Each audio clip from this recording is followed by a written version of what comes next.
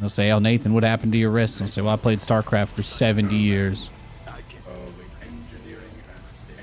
I'm actually like a protected class now just because of that. The company that ends up eventually owning the IP for the games in like 45 years will all end up like just retroactively sponsoring everybody's wrist ligament surgery just to avoid all the articles everywhere about it.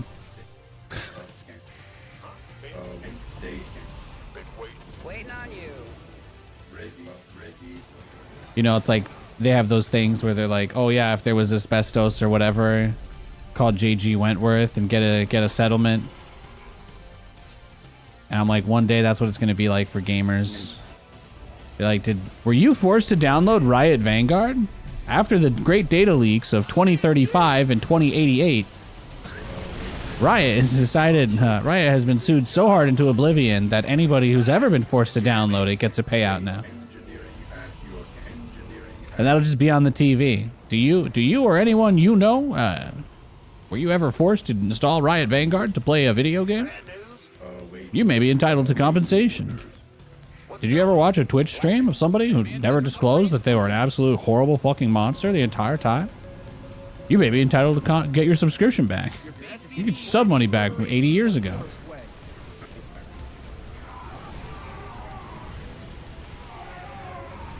I mean, he did all that for a planetary that wasn't the base. So I actually think that probably turned out pretty well for us. I just forgot to get my fusion core, so I can't actually start battle cruisers. That's the only thing that's really going on in this game. Yeah, nursing homes are going to be lit. That's what I was saying. Imagine if we get like an actual, like, you know, not the Elon let's cut all the corners, but like when some company makes actual working like neural interfaces, and in 70 years from now I can just play I won't even need a physical form anymore, you know? I'll just be able to sit there in my chair and just stare at the screen and play StarCraft. Me and Roddy will be casting the geriatric SC2 Olympics.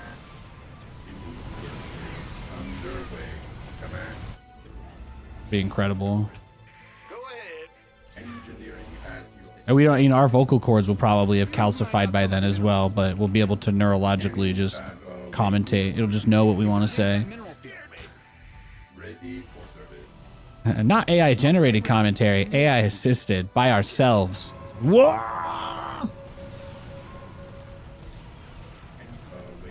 You haven't even gotten to the point where people are trying to profile themselves to save it for the future so they can ask themselves what they were thinking back then. We haven't even gotten to that deep into the dystopia.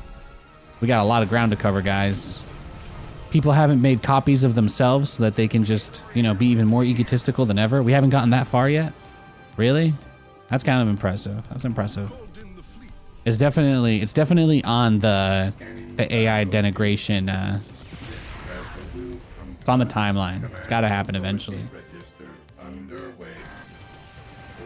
We'll use it. We'll use it in our old folks' home video game facilities.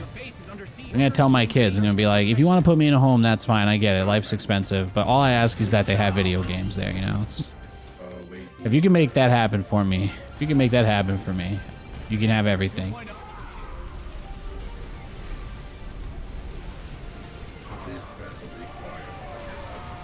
Research is ready.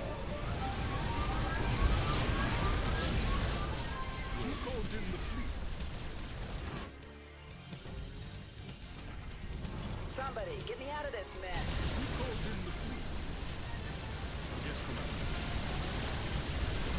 This doesn't require assistance.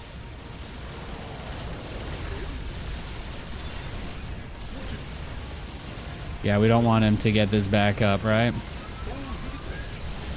Gotta take out the cyber core. This should be his last wave of stalkers, though.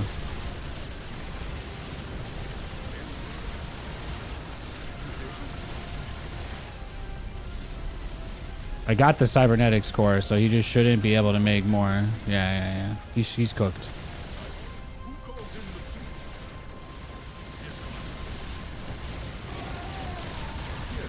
While he builds the cyber core, we kill the pylons so that he can't actually warp anything in. It's like a multi-step plan, you know? You guys heard of a 5-year plan, right? Everybody has a 5-year plan, right?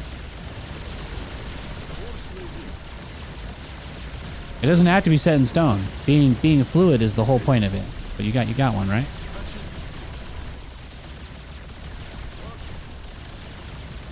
What is it? Yes. Oh, you didn't build your base just for it to get blown up, did you? Yes. Patching you through. Yes. Whatever that. Oh, really? Who called in the fleet? Well, I don't want him to rebuild any of the stuff in his main.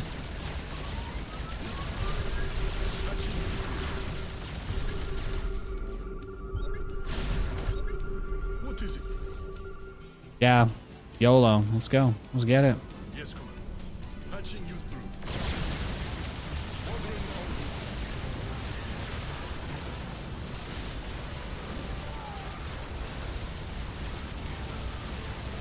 Yes, Commander. Who called in the fleet? You mined out some of your minerals. Patching. Upgrade complete. He had a pretty good recovery, huh? Good thing you've got more of those, right? Ordering. Yes. Big job, huh? Yep, bet. You did? It's a trap. Oh, really? He's held up very well. I was super aggro. I'm just about throwing this away, actually. He's done a great job.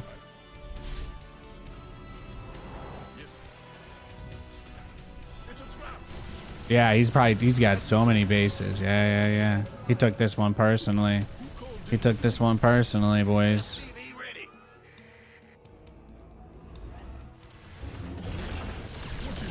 Your command center's got some new toys. Yes. Command center upgrade complete. Yes. Ben, go ahead. SCV ready. Who called? SCV ready. SCV ready. Yes, Commander. Patching you.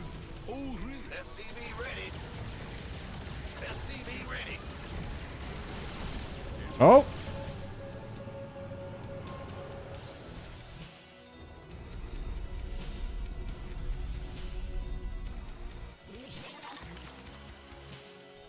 Okay.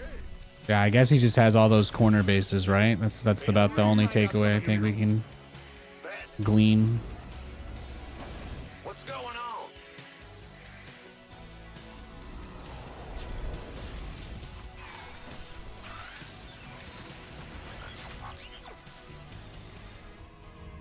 Ah!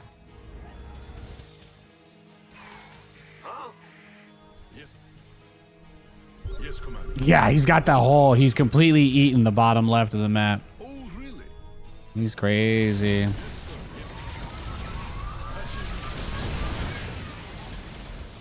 Upgrade complete.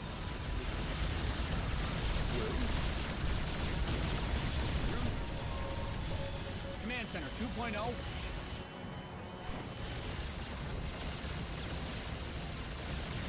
Oh, really? Engage. The enemy's taking fire at your forces. You didn't build your base just for it to get blown up, did you? Yes. Who called in the fleet? Well? Oh, really? Huh? Your base is getting out of mineral field. Good thing you've got more of those. It's a trap. Your base is under siege. Who called in the fleet? Oh, really? Yes. Ah! You scared? Yes. Your base is under siege. Your base is getting blasted. It's a trap. Ordering on you.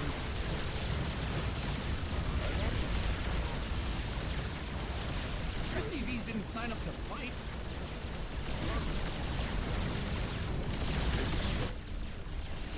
Yes. It's a trap. Your SCVs are under attack. Add-on done. Swap away. Yes, I think we lost. I think we're cooked. You didn't build your base just for add-on done up, did you? Swap away. it's a trap. Your base is under He just siege. took like every single base, I guess, right at the start of this game.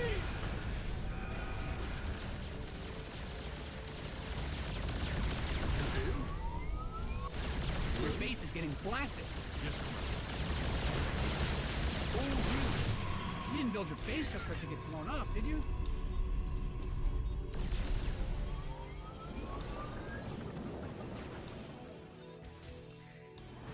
Your base is getting blasted.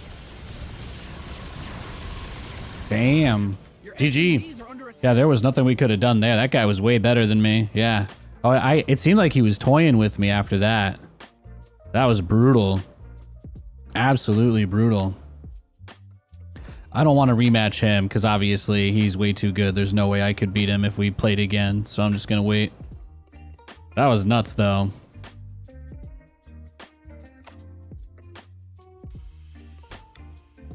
Yeah, exactly. Nursing home streams. That's what I'm talking about, man.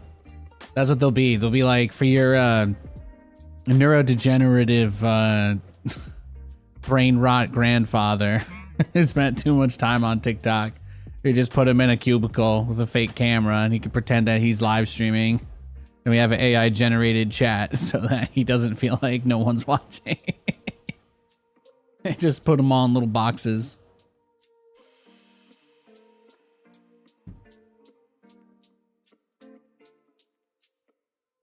It's my favorite character from The Sopranos. I've never watched it. I've never watched it.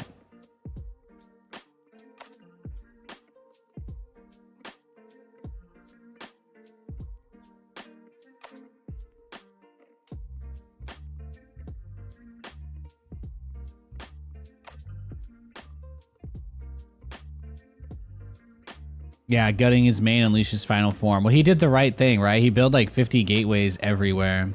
I just underestimated how many bases he would take all over the corners of the map.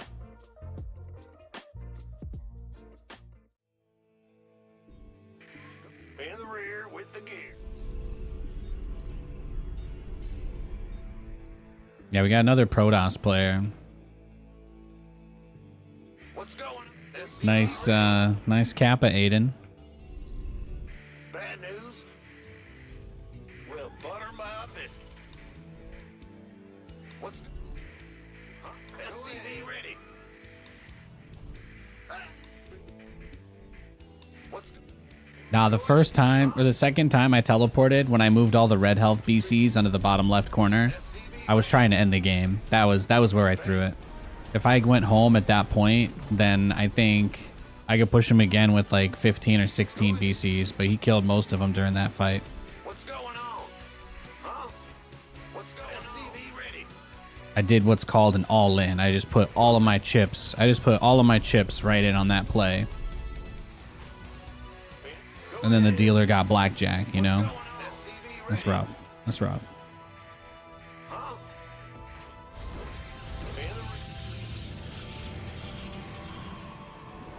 Here, I'm gonna dodge that guy. If he cannon rush, yeah, he was gonna cannon rush. So what I'm gonna do is I'm gonna wait for him to queue up. I don't want to play against him. Yeah, he's played a lot of games today, so we're gonna wait. We're gonna wait for him to queue into a game before we search. I can't battlecruiser rush somebody who cannon rushes me, you know? It's not possible, so. They betting everything on black? Exactly, exactly. Imagine your dad playing video games with you. My dad used to. My dad did. My dad got me. My mom and dad got us into games. They were playing games before we were born. They've been gaming since before they had us.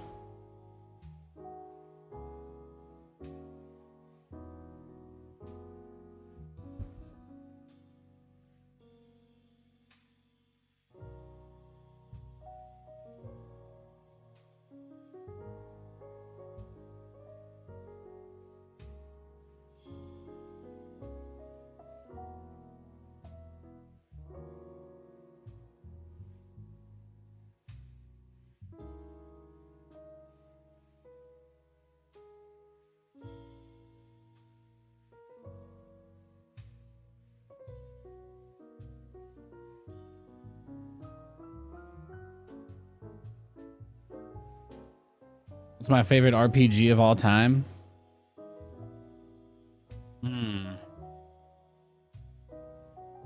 I think I played a lot of really good RPGs. Trying to put them versus each other is really tough. If we assume that there's like by RPG, we're going to stick to like leveling system, right? It's a story based game with a progressive leveling system. That kind of keeps things pretty open. In that case, the game that I've played the most, RPG I've played the most, that's probably my highest rated game, would be Castlevania Symphony of the Night. Castlevania Symphony of the Night is it's a 2D side scroller Metroidvania. It is the original Metroidvania, but it was one of the first games of its kind to employ a level up system like an RPG. So, and you could actually kind of change your character's build with some of their stats depending on the name and the way that the first fight in the game goes before it actually starts. There's a whole prologue where you play through the ending of Rondo of Blood and like a remake kind of boss fight against Dracula. And depending on whether he hits you, depending on whether you use items to attack him, and depending on whether you pick up any items before you go to fight him, all decide what Alucard's base stats throughout the entire game are. It's really fascinating. And he also gets the lowest base stats if you use the Lapis Lazuli trick, but you get maximum luck, which obviously kind of breaks the game, so trivializes a lot of things. But for the very first part, until you at least get some level of armor, when you do the Lapis Lazuli build, you basically get one shot by any enemy in the start of the game. So that's the catch. That's the catch. So if that game qualifies for your definition of RPG, that's probably where I'd go. If you're thinking of more like a traditional RPG, like turn-based, I really like turn-based RPGs. I really like Persona. Persona was great. I don't know if I have a favorite. Final Fantasy VII is obviously an incredible game. I really liked Final Fantasy VII Rebirth or whatever, the first one. I haven't played the part 2 of the remake because it's not on PC. And I'm not buying a PS5. So you've consulted with the judges? Okay. Yeah. And because the thing is, there are some games that are kind of like RPGs, but they don't really have a traditional leveling system. And then you're getting into like, I don't know if that counts, right? Like Metroid Prime. Like Metroid Prime is definitely a story-based game where you progress through areas, but there's a reasonable bit of backtracking and you power up over the course of the game. But like, is it an RPG? No, I don't really know. It's a kind of like action adventure, right? More so. So I was trying to be reasonable and at least include a requirement that some sort of level up mechanism has to exist.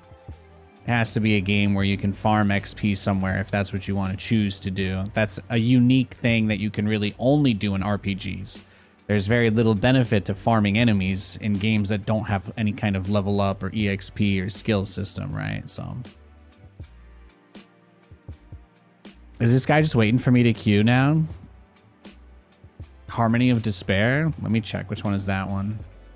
I have not played any 3D Castlevanias. Oh, he logged off. Okay. If he logs back on right as I queue here, you guys are going to know he's a bad person, okay? So just judge him harshly. Thank you. Multiplayer focused platform adventure game. It was on the Xbox 360. They made a multiplayer game. You know, I don't think I've ever played this one. It's a bunch of characters from all of the different games and has a boss rush mode. Co-op online. I mean, co-op boss rush Castlevania sounds awesome. I think I missed my chance to play this with anybody, but I also don't have an Xbox 360, so that looks cool though. Alucard is my favorite. He's got to be up there. Alucard and Richter, obviously the two coolest characters in the entire franchise, and that's not just because that's my favorite game.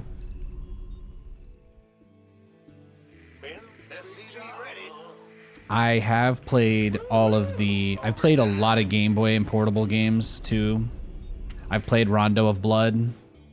Rondo of Blood is an unbelievably difficult game, by the way. I don't know if you guys have ever played an old Castlevania game. It is unreal. It is unreal how hard those games are. Seriously. The animated series? I did. I liked it. I think if you don't know anything about Castlevania, it's very hard to understand why you would want to watch it. But I thought the Castlevania animated series was great. It was like 4 episodes though, so I didn't watch season 2 yet. I heard it was great as well, but In the rear with the gear. What's going on? I don't know if I feel particularly compelled to get to the next part anytime soon. But at some point I probably will. Eventually. But I'm like, you know, I'm one of those weirdos when it comes to some games. Because again, we couldn't really afford a lot of console games. And I got to, we borrowed and rented stuff, and portable, you know, Game Boy games and stuff were all cheaper to rent or get used at GameStop or whatever we did. And then eventually, like, emulation made it a lot easier for me to play a lot of Game Boy games and stuff, even though we, you know, couldn't really afford to buy anything. So that was just what I did to get by when I was a little kid, you know. But that being said, I've played like all the Game Boy Zelda games and the and all the portable Castlevania games, Will do. including the one with the cards where the main character's name is Nathan. So, you know, if that doesn't tell you that I obviously know. I can't name them though, because they all have some sort of name that's like, what, Circle of the Moon, I think, is that one might be Circle of the Moon. The one where you start at the end, you start at the final fight with like the last guy, and you get pushed out the door behind him, and literally the whole entire game is just you getting back to that room. And that guy is just there, by the way, the whole game, just stuck there. Your buddy's just waiting. I won't spoil anything beyond that. Pretty good game though. Castlevania Circle of the Moon kind of employed a really interesting concept for its gameplay, because it had the traditional mechanic that a lot of the games have now, where you could kind of siphon the soul of the enemy and get abilities based off of it. But it went with like cards, so you could get different types of cards from different types of enemies, and you could just basically combine them, so you could mix the abilities of different enemies that you like consumed throughout the game together. So that was supposed to kind of add a little bit of depth to it and make it feel, I don't know, more interesting or whatever. It was confusing. Really wasn't my favorite part of the game. I guess it was memorable, but they could have just had more enemies with different abilities that you could get too. So it's like, you know, a design choice that they just kind of needlessly complicated it to make it feel like it was more interesting. That's not the most uncommon thing for them for like Castlevania though. Optics online. Let's go kill something. Ready for dust off. I've probably played through Symphony of the Night over 100 times. Not exaggerating. I beat that game like 2 or 3 times a year. That's what my wife has to deal with when we're getting ready for bed and going to lie down, is she just sees Nathan just playing some emulated game on his phone and the TV or my Steam Deck. SCV ready. Acknowledged. That's what it's all for, man. Dropping off. Loud and clear. I'm waiting for this deconstruction of Banjo-Kazooie that's at 98% on the GitHub page for it. I'm waiting for it to finish so they can put ray tracing in Banjo. Where's the emergency? ETA, 1 minute. You know, that's what I'm up to. That's what I'm getting up to. Big job. Somebody, get me out of this mess. SCV ready. Huh? Fear the Reaper Man. Waiting on you. What's it? Go ahead. What's going on? SCV ready. What? You want something?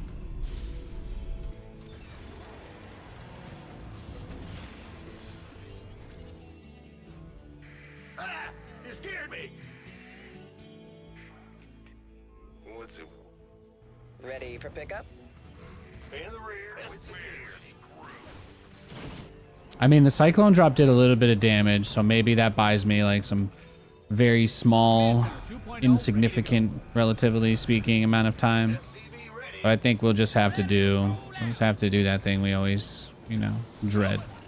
Just have to play really, really defensively and just crawl out to our bases, because we just didn't get enough damage done to be able to accrue any kind of map control or whatever.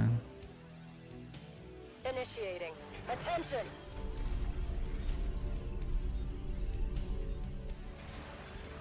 Show me who you want to die. Nice. That was nice. Big job.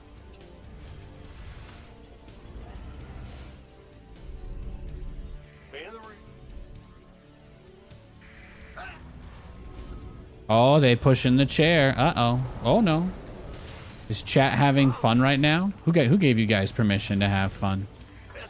Who did it? Who done it? Show me who you want to die.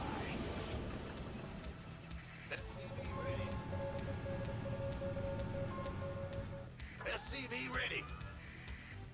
Fueled up, ready to go. Who wants some? Who's got the teriyaki? Ready. Go ahead. SCV ready. Upgrade ready. Noise. SCV ready. Incoming orders. Waiting on you.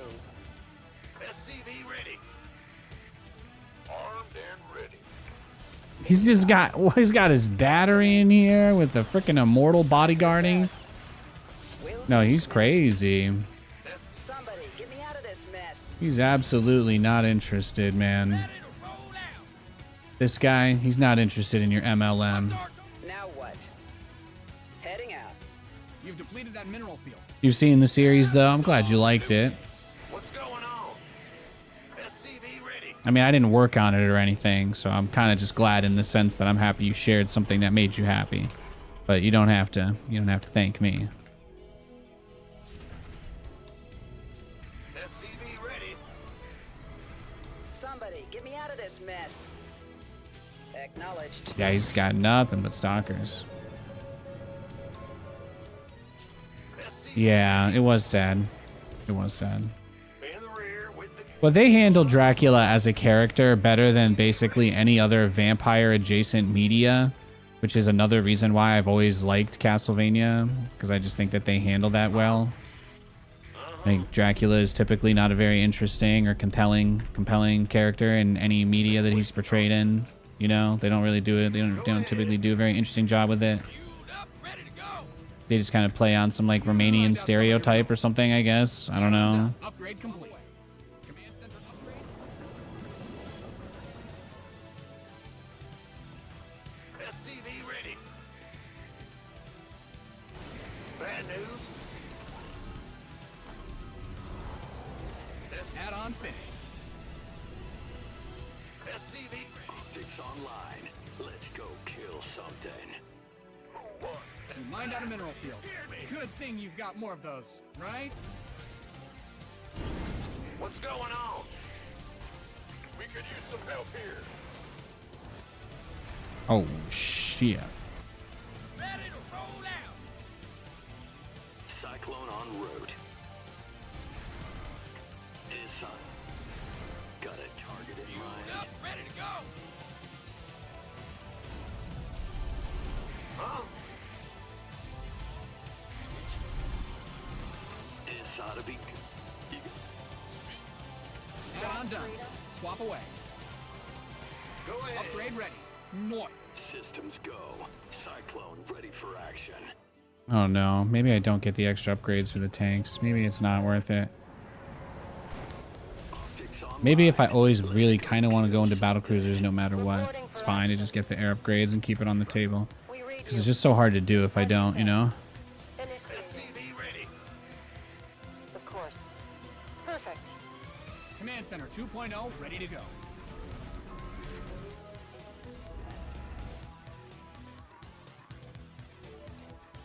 Like just trying to crank out unholy numbers of tanks and cyclones, basically, instead of going for big air. It's a lot to try and execute, I think. Attention. Full SCV liberation is at hand. Course set. Yeah, he's not doing anything though, so that's nice. That usually means that they're already going into air and they just feel comfortable because they know that I'm not going into air, so. Easy. We have you on screen. Yeah. Mothership is already out. That's what I thought. All hands to battle station. Command center upgrade complete. See, that's pretty reasonable. That's pretty normal. Pretty standard tactics. Big job. What's going on? Ah, come You got No, so we start Yamato. ahead. Get a big wave of cyclones out, I guess. Research complete. We're not really at the point where we can afford to go into these seas.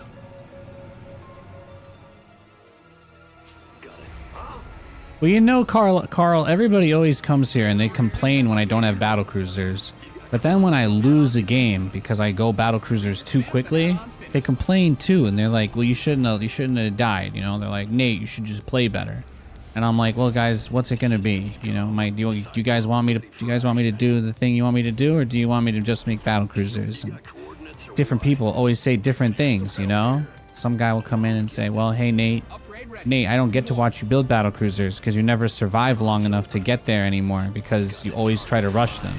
Do you see? So you see, like, if I don't occasionally mix it up a little bit, you guys will actually get a net reduction. You'll actually lose out on how many battle cruisers you see.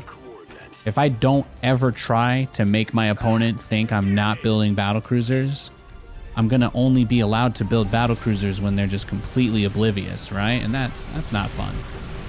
We want battle cruisers to always be on the table because they're awesome. You know, it's a big deal. It's a big deal. Yeah, look at that. He just traded like a quarter of his army for a planetary. That's it. Mined out a mineral He field. didn't get anything else. He didn't get nothing else. Your research is ready. You've depleted that mineral field. What I'm trying to say is you guys gotta let me cook, okay? SCV ready. Alright? That's what respect means. That's what respect means. You gotta trust me. You gotta let me do my thing, right? What's going on? SCV ready. You gotta trust that I'm doing my thing here.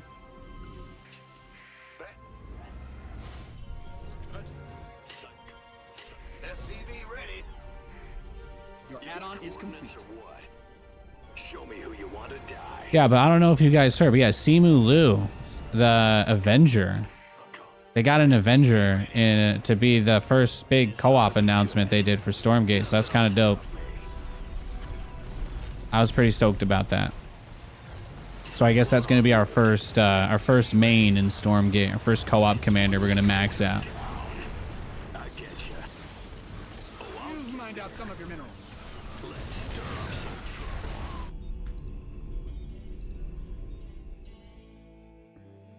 We hear you. Big job, huh? Upgrade complete. What's going on? Who called in the fleet? Go ahead. Huh? You mined out a mineral field. Good thing you got Who called in the fleet? Let me cook. You didn't build your base just for it to get blown up, did you? Command center upgrade complete. It's a trap. Command center workers win games. Protect them. Who called in the fleet? You've exhausted that Vespine geyser.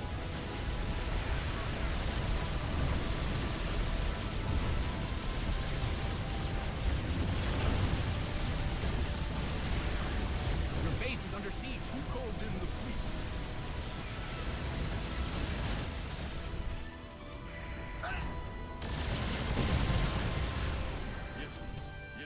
Go ahead.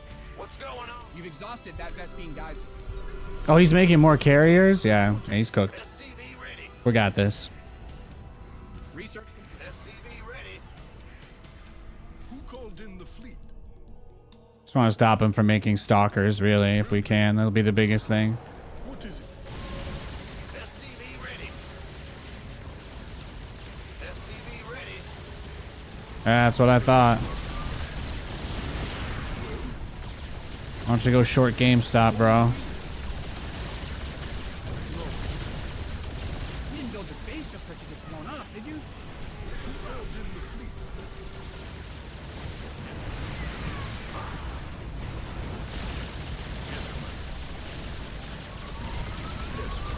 Yeah, Pin yeah, this yeah. replay up on the wall.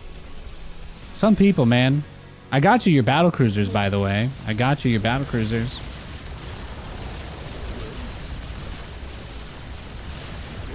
That right there is somebody who has got a mental health issue. And it's not something to make fun of, you know? All I can do is pray that he finds the resources in his life to get better one day. God bless him. Hopefully I never have to speak to him again. In fact, I'm going to block him. I'm going to block him. That's a good way to prevent that from happening again. It's a good way to prevent that from being an issue. Yikes, huh? Yeah, let me cook, man. That's what I'm saying. Let me cook. All these flavors, and he chooses to be salty. Here, let's report him. Yeah. Pretty hateful speech here. Just check the logs. Have a great weekend. I'm going to assume they won't see this till tomorrow. And, you know, just for our own sake. Okay, he did queue up for another game very quickly. Thank God. I'm like, I don't want to play him again.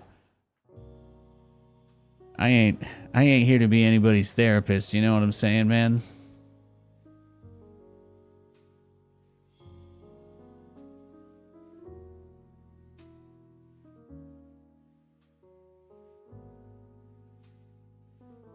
Let's see what we got. Okay, I got some emails today. Let's see. Okay, Casino wants me to vote for them for best in the Pacific Northwest. Let's see, what else we got here? Pick up a masked outfit and oil generator in the... Oh, okay, it's just an ad for Fallout. It's just a Fallout 76 ad. If I get my next level on my season pass, I think I can buy the oil generator for free without having... You take it there with some flaming? Yeah, Jump Nerve, I'm sorry. I'm sorry if you guys saw that. So, I don't know. It's people who take their problems out on everybody around them, and it's unfortunate. It's unfortunate when you have to run into those people. What more can I say? Let's see. Oh yes, the app that I'm forced to pay my rent through wanted to let me know that they've got deals on exclusive neighborhood dining. What else we got? And oh, I got a Spotify buy concert tickets. Oh yeah, I'm sure it's an exclusive thank you from the artist. Yeah, I'm sure it is. Yeah, that's why they sent me tickets, right? Not just told me I could buy them.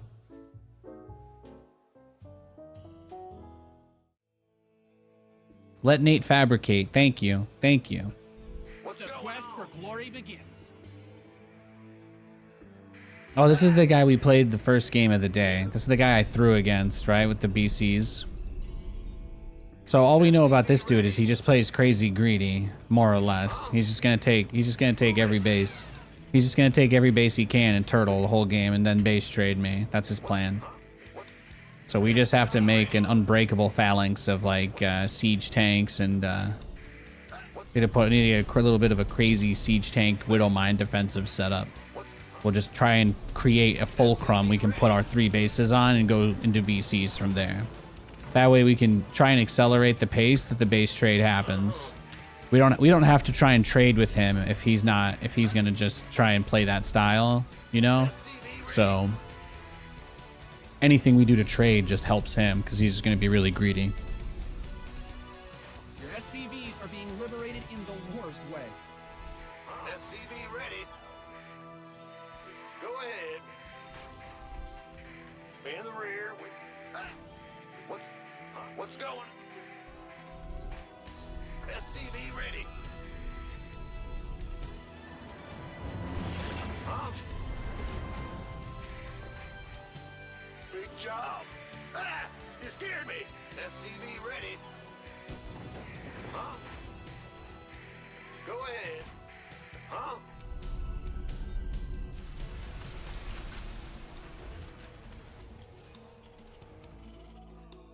Go ahead. Big job. What's going? What's going Workers on? win games. Protect them. Well, Buttermouth. Well, I'm retiring out of StarCraft as far as 1v1 goes, but historically I've been Grandmaster like 20 times, if you want to know how good I am. In the rear with the gear. I'm definitely the worst I've been in a long time because I'm at the point where I'm playing my last month of SC2 more or less here, but I've been a very high level player for a very long time. You want a piece of me, boy? Sure thing. Most of my strategies are just based around things that I've always wanted to do that have never really been that good, and I just do those because that's how I want to enjoy the game. Big job, huh? But I don't do like competitive try hard stuff or deep analytical replay analysis. I don't do any of that stuff. I used to, but there's no demand for that kind of content anymore. So I've been a little more chill, a little more casual. And I'm going to be doing that stuff in probably Stormgate when that comes out, since there'll be a lot of people that want to learn in that game, you know. There will be people that will actually watch a video if you make a guide. So that'll be nice. The problem with StarCraft is that while there is a decent audience left, it's all people that just watch and don't play. So you have to make everything has to just be entertaining, right? And if you're not loud in some way, it's hard to get seen just doing good work, because most people are just looking for something to put on a side monitor. But most people aren't trying to learn or study or copy anymore. So I think that's why the focus on the next game is so important, because there will be a lot of people that actually will want to tune in and like really have takeaways from the games and stuff. And SCV ready.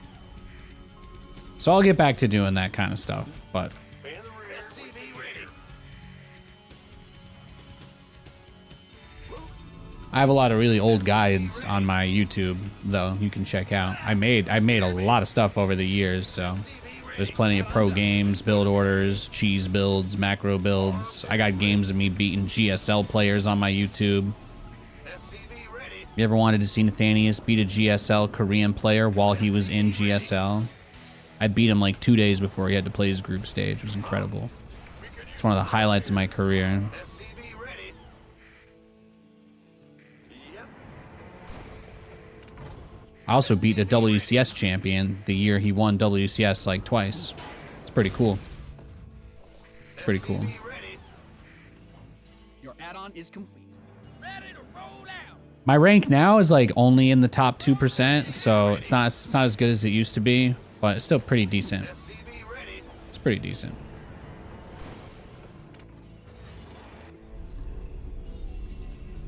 SCV ready.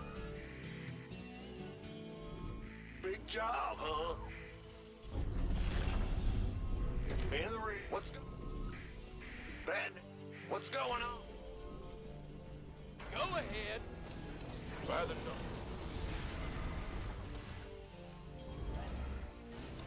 SCV ready. Yeah. It's reasonably high level. It's reasonably high level. This better be good. The ladder used to be a lot more competitive. I think a lot of people have been getting excited about these other games in the last year, but there's been a pretty big drop off in players.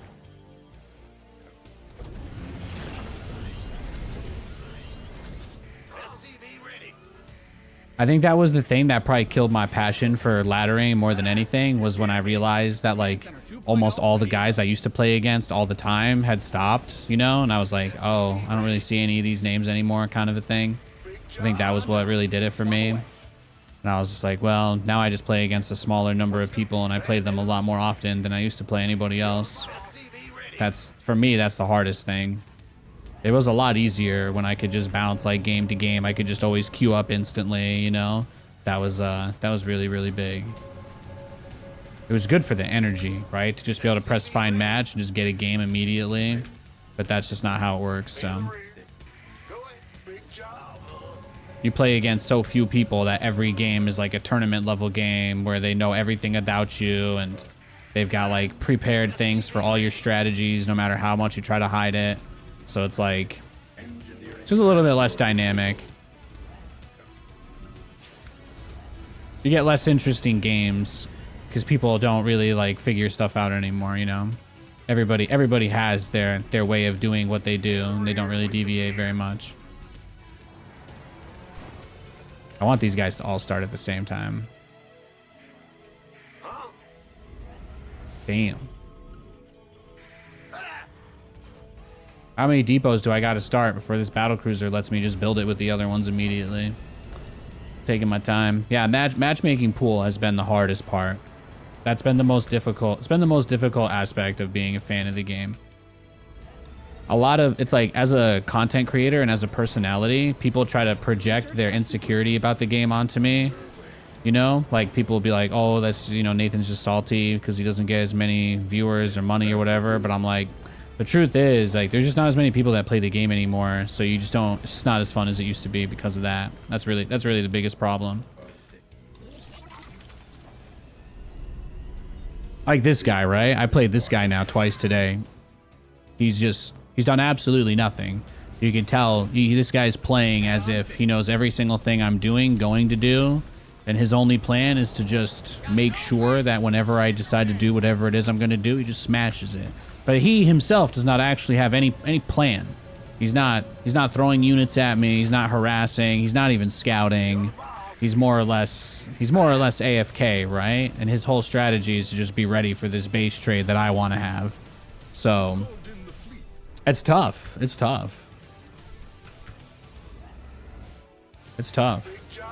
So I've played this guy twice today, and the way that I would describe his play style is literally waste as much of my time as possible, right? That's all he's doing. He's just turtling up like crazy. He's got all this stuff, and the moment that I try and move out and do my thing, he's gonna go for the base trade, and that's how this game is gonna end.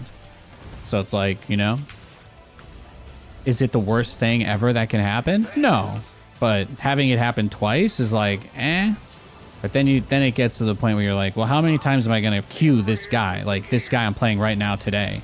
This guy, the super greedy guy with the base trade me mentality. Like how many times am I realistically gonna play this one dude today? I've already played him twice. So what? You mean 3 times? Do you think this is it? You think this is his last game of the day? You think I might queue into him like 3 more times if I just keep searching, right? So it's like, when this game is over, do I just wait then? Is that when I do the waiting thing and just try and dodge him there? It's hard to say. It's hard to say. Take it slow.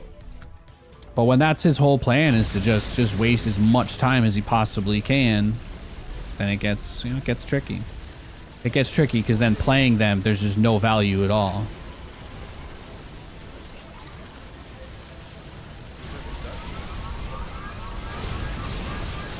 But there was no point in this game where he had any doubt, right? There was no point where he was worried, so. Yes, Commander.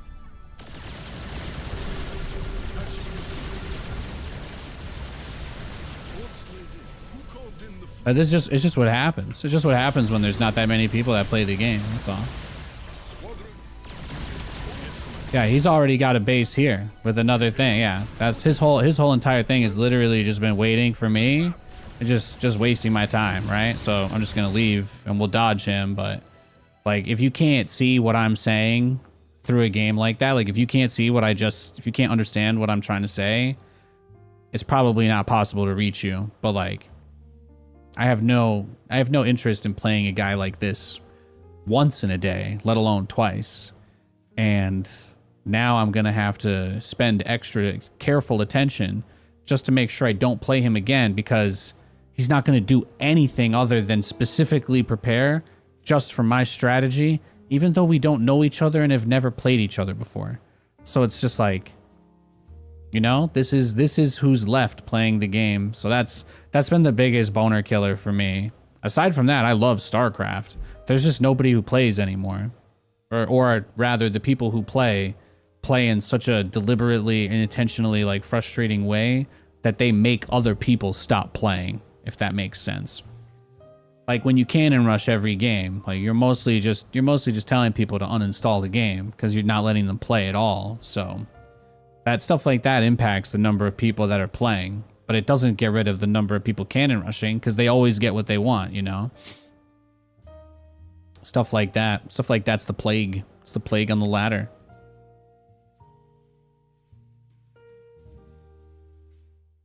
Plus, anybody watching the stream, you know, it's not that hard to queue up at the same time either, because there's not that many people playing. So those are all things you have to keep into account. That's why I don't take my ladder that seriously. Yes, sir. Countdown -33. Can't wait. Oh, cause of barcode? Cause of barcode Protoss? Yeah. I'm sure this guy will clap me. Yeah. What do you think? He'll cannon rush? Especially like if you know that me as a streamer too, I don't play versus cannon rush. So even if you don't cannon rush, you could always get a free win against me by just doing it. Because I just don't care enough to even want to play those games. But that's obviously not entertaining for people watching the stream. So it's like, you know, you still want to limit how often that happens. So it's having to take all of those little precautions that's what ruins it for me. That's what ruined it for me. SCV ready. It's still a great game though. Oh, days until Stormgate? Hell yeah. Yeah, I can't wait, man. Can't wait. I've been updating that countdown every stream.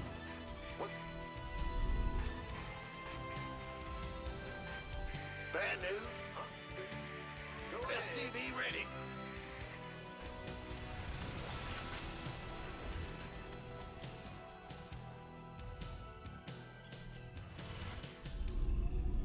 SCV ready. Ah! You scared me. Yeah. You're excited for Stormgate though? Yeah. It's gonna be good. I'm very excited for it.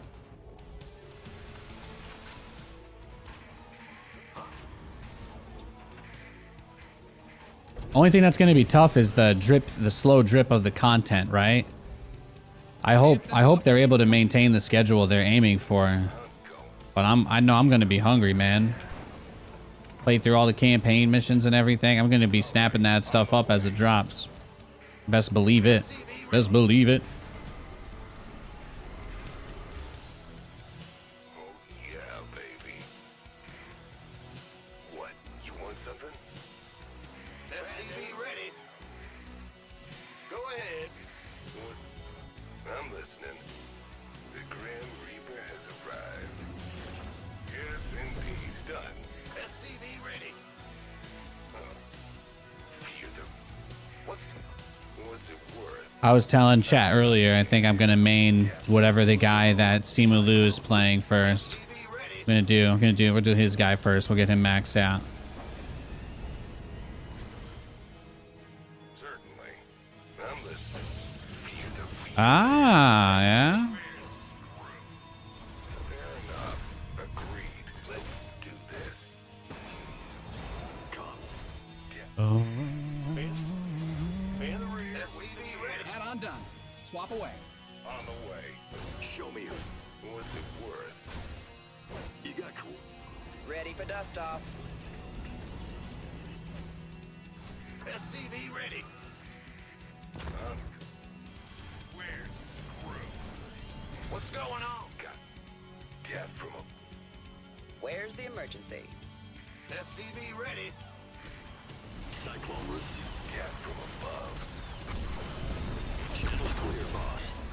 Cyclone on. Go. Your add-on is complete. SCV ready. Fear the Reaper, man. Here comes the pain. All right. Nothing I can't. SCV ready. Let's do this. On the way. Gangway. Coming through. SCV ready. Go in. Cyclone receiving. Yo, shut that down, huh? Waiting on you. Battle Ace is looking interesting as well, you think? You know, I saw their post on their Reddit about their monetization, and I'm not, you know, I don't really like the idea. I don't really like the idea of the game kind of being pay to win. I think I'm going to let people who enjoy that game enjoy it. But between you and me, guys, one of the absolute best things about StarCraft, and one of the best things about Stormgate, one of the best things about all these RTSs that I, Nathan Fabricant, really love, is that at the beginning of the game, you have the same shit as your opponent. There's no tearing up. There's no, oh, I have to unlock this. There's none of that. It's two people that have a completely laid out set of tools, There's two people with a completely laid out set of tools. They can know what all the options are, but they have all the same options available to them. You know, I've seen posts on their Reddit about how it takes like 8 hours to unlock some of the late game stuff, and I'm like, people that are going to be committing and wanting to spend time playing this game, you know, you're trying to create an environment. If you're trying to create an environment that's going to basically be like Clash Royale, I'm under the impression the Battle Aces people are trying to template themselves after Clash Royale. So that's, I kind of struggle with that. So new players are going to feel compelled to spend money on in-game currency to unlock units because they're going to boot up the game and then they're going to lose to some bullshit. And then someone's going to be like, well, that's the meta. If you want to beat that, you need the meta. And then they're going to say, well, I don't have those unlocked. And they're going to say, well, did you just start playing the game? And they're going to say, yeah. And they're going to say, well, you can grind the game out for 2 weeks. You can grind out for 2 weeks, losing every single game that you play because you don't have this shit that everybody else that started before you has. You know, like that, yeah. So it's such a disgusting part about why video games suck so much these days, really. Truthfully. I played some of the game. It plays really well. Their engine seems nice, but the way that they've chosen to monetize it can lead to absolutely nothing but misery. So, and that they haven't even announced anything like leveling up cards, which is another really big part of Clash Royale. And I know David Kim loves that game, so I shudder to think the moment that they let people pay to have their cards be 2 or 3% better than other people's, you know. That'll be the day that the game will probably die immediately when that happens, but they haven't given me the impression that they're doing anything other than that, so. In the 5x5. I did play it, I did like it, but when I saw their post updating on their monetization plan today, absolutely just, nope, I'm good. You mined out a mineral field. Good thing you've got more of those, right? In the rear with the gear. Yes, we could use some help here. Yeah, whatever. Patching you through. What is it? Well, What's going on? yes.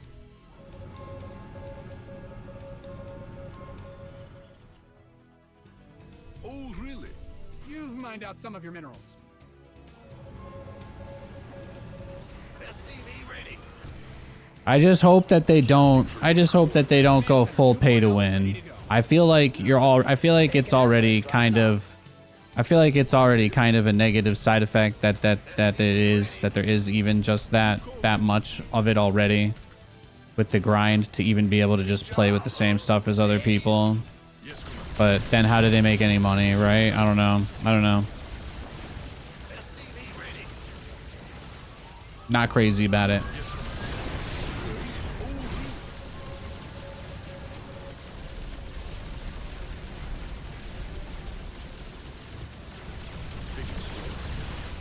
I reserve the right to change my mind, by the way. If they limit the element of pay to win like that, then obviously that's really the only thing that I just can't abide. So they want to make their game seem like it's super competitive, try hard or whatever, and appeal to that base, so they don't do skins because they you know, oh, people don't like being sold skins too much or whatever. You know, that's not. I don't think that's the deal breaker. They try to make it seem like it is. Who called in the fleet? I really liked the Command and Conquer RTS. I know almost nobody really tried it or played it, but the gameplay and design of it was awesome. It just had the problem that it was a pay to win card stacker. So if you unlocked more versions of units you already had, you just powered up your existing ones. And that literally completely ruined it. Like, I actually really enjoyed playing that game when I was playing against the other beta testers because we all had maxed out units. And then it was like awesome. You know, it was just like, wow, this could actually be really fun. And then they released it and you're like, oh yes, I never get to play anybody that has the same level cards as mine. Unless you spend a ton of money. So it's like, you know? Yeah. Stuff like that is like evil to me. I would say it's something like that is that's evil. Leaves a bad taste in my mouth. Mr. Barcode. That was his first game in 3 days. Let's see. We had a little cannon rush fast earlier. He beat up on another Barcode. There's another Barcode who just hopped on. This guy's Terran, buddy. And then I just crushed him, so that was nice. It's three or four Proton players. I'm gonna let him queue up because I would like to play another matchup. There you go. He's in a game. He's in a game. I just said I would like to play. I would like to play against a Terran or a Zerg next. Thank you. Which one was that? The last Command & Conquer you played was Red Alert? They made Command & Conquer Rivals. It was on iOS and Android. I announced it at E3.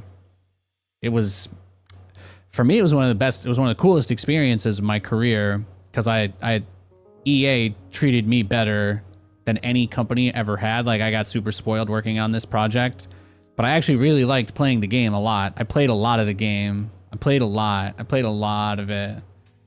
Jeff played it a lot too. When we announced the game, I had to cast a show match, and they had In Control play against a popular YouTuber mobile game guy, but I cast them play each other in it, and it was pretty fun. But truthfully, that's the shame, is that they actually had a really amazing game concept that was completely destroyed by the pay-to-win aspect, just completely ruined. It was really fast-paced. The micro felt good.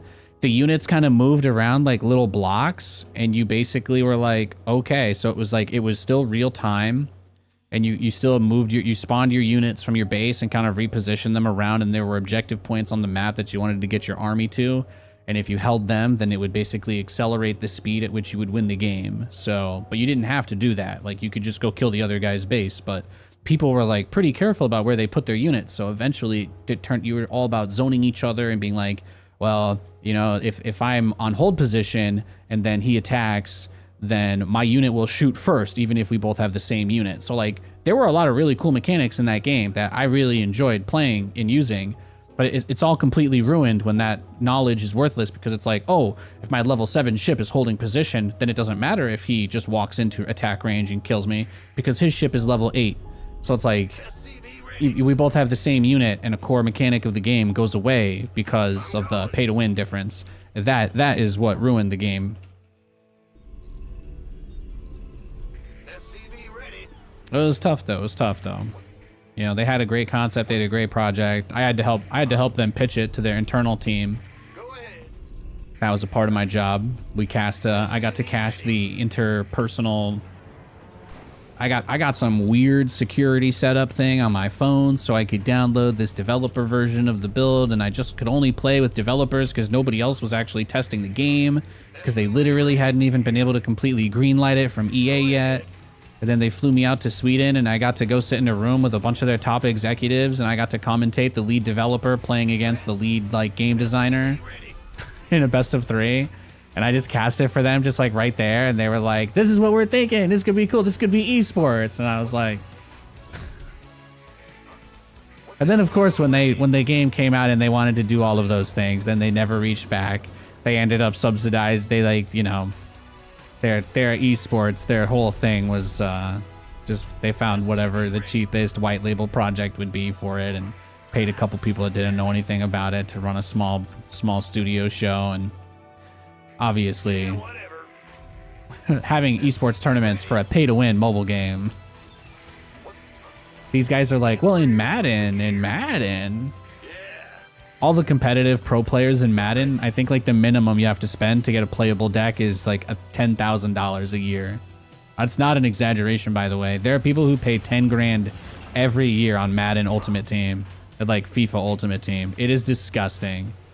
Yeah. The guy who, like, get this, the first place prize for the Madden Championship Series only covers like half of the cost to even build a team that would be able to win that tournament. But if you haven't spent at least 5 figures, you're not considered even close to being able to compete, because all those people do is just farm packs for limited time drops that you can only get during like a 2-hour period a week. So they FOMO people like crazy. Yeah.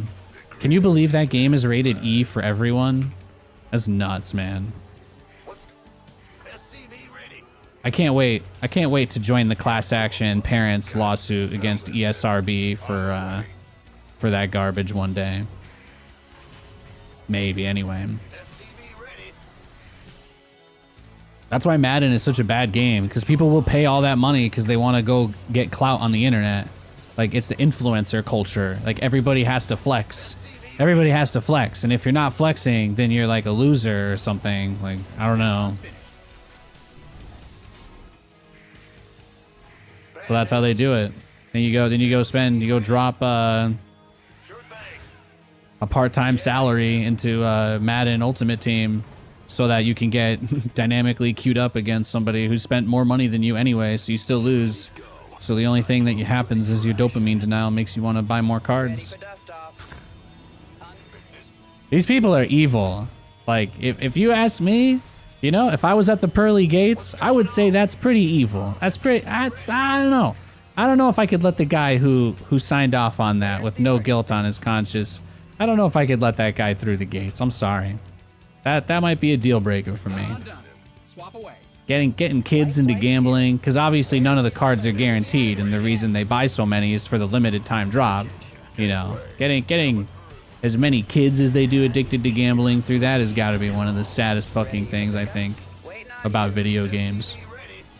I play a lot of Madden, and I like a lot of football stuff, so I'm very outspoken about my disgust for the practices these companies do. Because I financially support them. I play that stuff because there's no other option, but I certainly don't pretend like it isn't a giant, colossal scam. You want a piece of me, boy? I just like watching my fake version of man run on grass. SCV ready. What can I say? I'm hooked. If I could pay another company for the same product, I would. You gonna give me SCV ready. Well, Oh, he was trying to do some like fancy micro there, and he just totally bungled it. Command center's got SCV ready.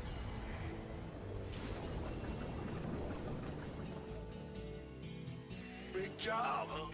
Go it. Come. research complete. SCV ready.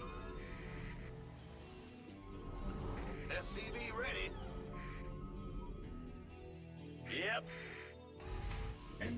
Yo, somebody's like, Nate, if you had infinite money, if you had bajillions of dollars, what do you do? I'm like, I'd buy all the fucking IP rights to every video game getting ruined by corporate a-holes. I buy all the IP rights, and I give them back to the original developers and say, make more of this, don't go out of your way to fuck me, and I don't fire you.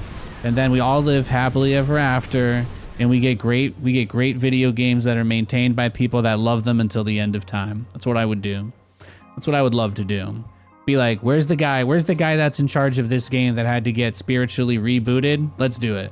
I would love to buy the StarCraft IP.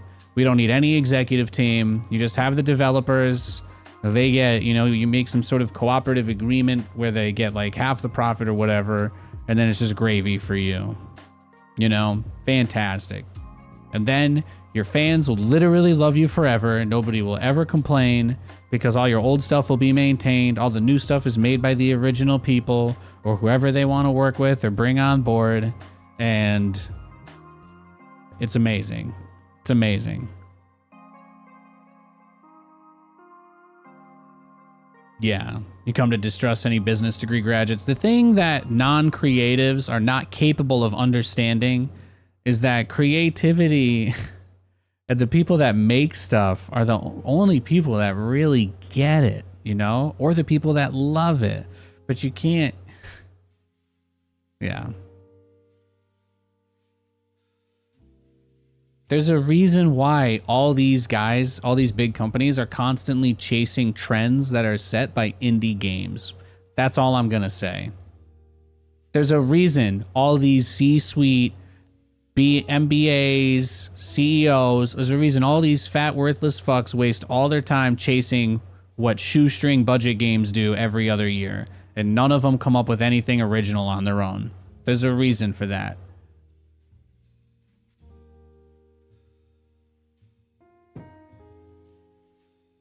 There's a reason for that.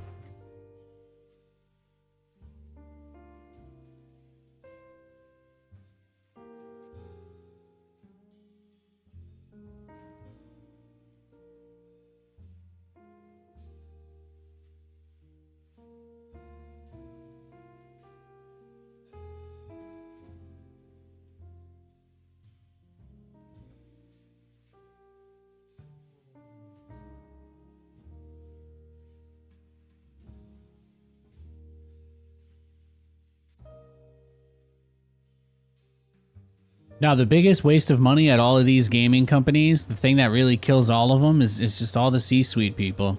Look at Twitch, right? Look at Twitch. What does Twitch actually, what is Twitch's product? What does Twitch actually do? You know? Like, there are teams and teams of people, and they have all these initiatives, they have all these things that they do. But like, how much of Twitch is actually centered on its core product? Like, have you ever asked yourself this? You know?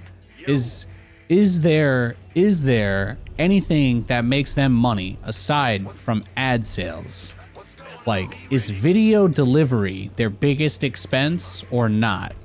And I think that that's a really, really interesting question to tackle, because I would absolutely love to know what exactly is stopping Amazon from just having a team that maintains Twitch and the video delivery systems without any of this extra stuff. Because while the extra stuff is nice, don't you think at some point somebody has to recognize that not all of these things are possible in a world where this company is profitable? And don't you think it's disingenuous to pretend that all of these things that just burn money that they do, isn't it a little disingenuous to suggest that those things aren't also endangering everybody who not only works for Twitch or depends on the platform in any way, but just in general, the platform itself, right? So it's like, why is there a CEO of Twitch? Why is, if their biggest problem is that they pay too much for video delivery to themselves, like, the only thing they could possibly do to increase their revenue would be to make themselves more marketable, which is something that they have at many roads completely refused to do, right? Like, this website should be marked 18 plus, and just for the content that's on it, and it's not, right? They encourage children to come on this website, even though there are almost no real rules as far as like mature and sexual content go. And they platform and pay tens of millions of dollars out to, you know, people that are predators and stuff. Like, they clearly don't have an interest in protecting the people that come on here. So it just boggles my mind that they don't. It just boggles my mind that the system exists for any other reason than to just funnel money to a bunch of random initiatives these executives have for no reason other than to justify their own jobs. I would love to know what the CEO gets paid. I really would. I really would love to know how much the whole C executive team makes. And I would love to know what their day-to-day interactions have anything to do with video delivery and ad sales. You know? That's what I'd love to know. I'd love to know what the ad sales figures look like. I'd love to know what those conversations look like when they try to sell a company on their completely unmoderated garbage dump that this website has become. Like, you know, they're all getting paid millions of dollars. Yeah, of course, of course. But what do any of them do that has anything to do with video delivery or what? Improving the PR/discoverability of broadcasters on the platform? Because that's the only thing they could do to make more money. If the only way they make money is selling ads, then the only way to get more people to watch ads is to have more content that people are willing to sit through them for. That's essentially what it boils down to. Or enough content that's worth sitting through that people pay for the ad free. And then of course that has to be set at a price that they can break even on at least. But beyond that, they don't need to be doing anything else. Like, nothing else that they do it impacts that, right? In any meaningful way.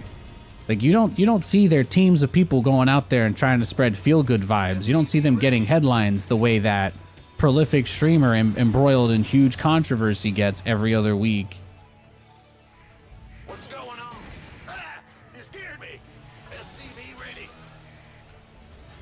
And that's what makes it so tough. That's what makes it hard to believe that the people in charge have any idea what they're doing.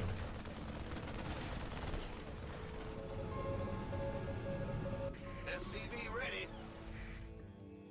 Well, butter my biscuit. I don't understand. I don't understand how you can make an argument that anybody in that C-suite has taken a meaningful step to improving video delivery, or like unless you're gonna tell me that the CEO of Twitch is literally the guy that negotiated like the Nvidia thing for them to get the video encoders moved off of Twitch. Like if that was his master plan, was we're gonna partner with Nvidia so all the streamers can run all their transcodes, and then we can just turn off the transcodes forever. Like if that's their grand scheme, you know, like it doesn't inspire a tremendous amount of confidence. The coolest thing they did was they did make a discoverable like shorts swipe type feed, but it's got so few features and is so inaccessible. And I think even in his own attempt to show it off, all he did was reveal that he just follows scantily clad women on the website, because that feed only shows people you follow. So again, I don't have much confidence. I don't have much confidence in their team. I would say I have tremendous confidence in the engineers that I talk to and like the data stuff. There's definitely some people that need to be at the company for them to do the things that they need to do. But to suggest that there isn't just a huge amount of pork just being completely dumped in the meat grinder by Twitch every month is, you know, you just have to be intellectually dishonest to try and make that argument. In the rear with the gear.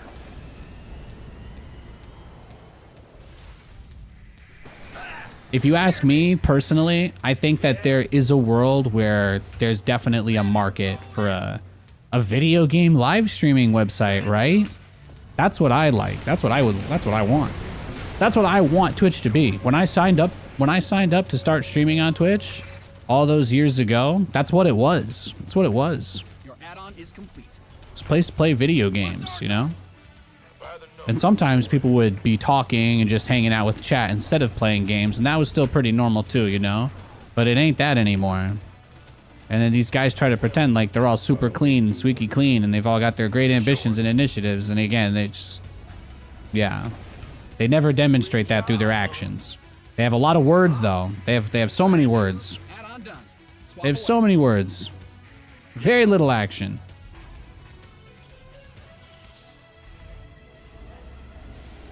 If they want to sell more ads, they need more people to watch. If they need more people to watch, you need people to be able to actually make stuff that people want to watch. I don't see what any of these people who only show up for meetings and conferences and are virtually non-existent anywhere else. I struggle to see where they justify the 7-figure salaries that they're likely taking out of our sub splits, or raising the cost of subs for. I'm sure that's not going to have any negative impact down the road. Yeah. Big job. Upgrade complete. Command. Order acknowledged. Awaiting scanning battlefield range. State your. Fueled up, ready to go. State your request. It's like you run the least profitable video delivery service that people use, even though it's one of the most popular websites on earth. It's like, what are you doing? What are you doing? What are you doing? There's people who go viral from your website for good and bad reasons every other week. You guys get mainstream attention constantly from this bullshit, and you can't find any possible way. You can't find any possible way to try and clean the image up a little bit, so that this place isn't blocked on every single place's ad block for not safe for work content. No place that allows YouTube should have this blocked. Command center upgrade. But at least on YouTube, you expect there's some standards, right?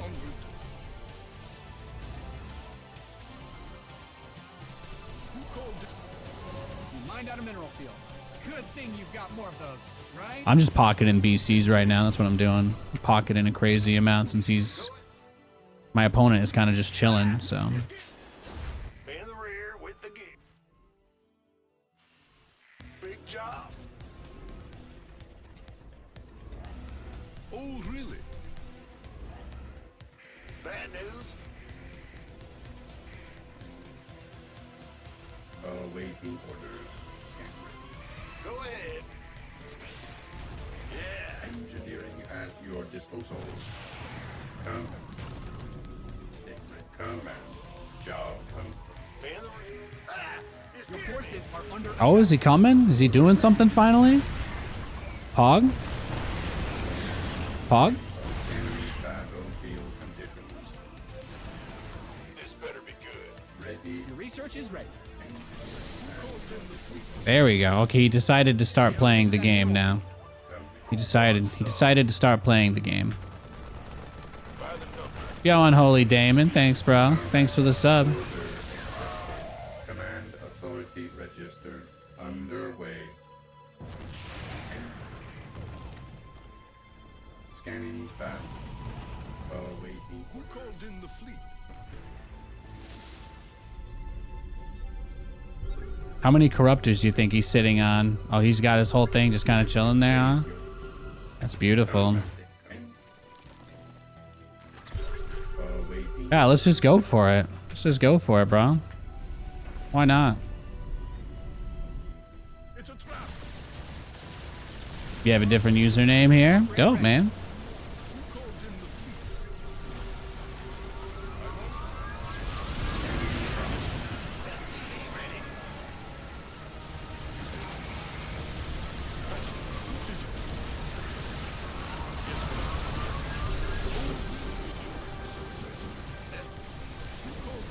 Yeah, see, battle cruisers are not really good at killing battle cruisers. I don't know if he knew that, but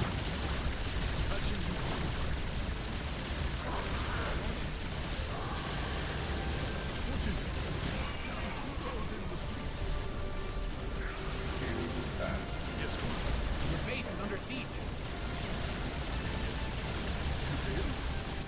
It's a trap. Awaiting.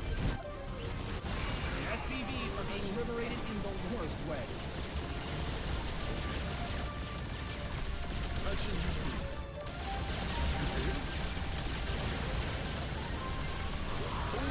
Your SCVs are under attack. Yes, Your base is getting blasted.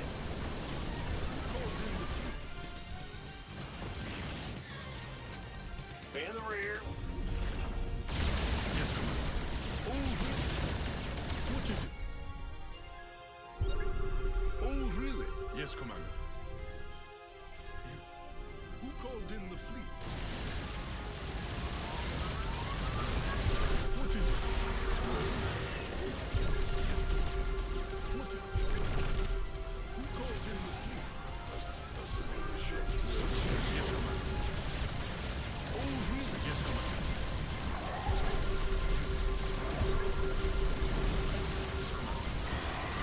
Lined out a mineral field. Good thing you've got more of those. got him.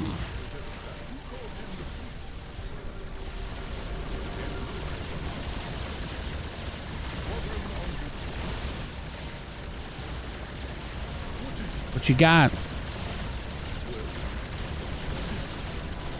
It's the best NA has to offer. This guy's like, this guy's topped, by the way, on the ladder. Yes, Commander. SCVs He's one of the highest ranked Zerg players on NA.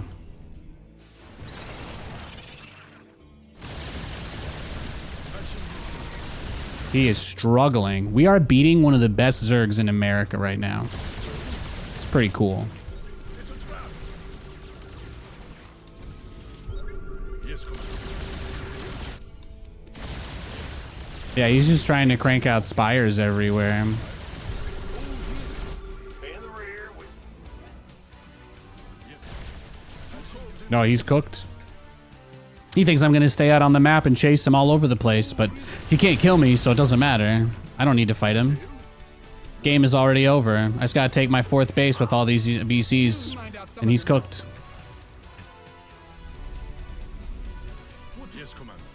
It's already over.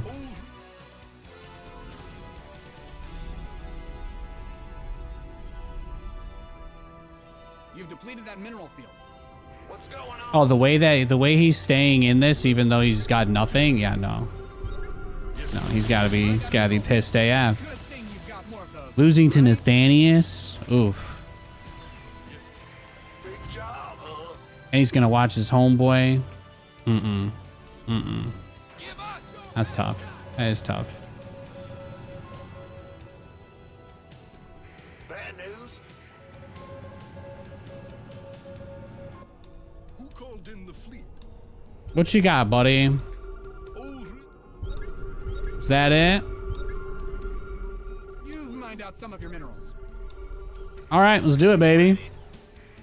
Your command center's got some new toys.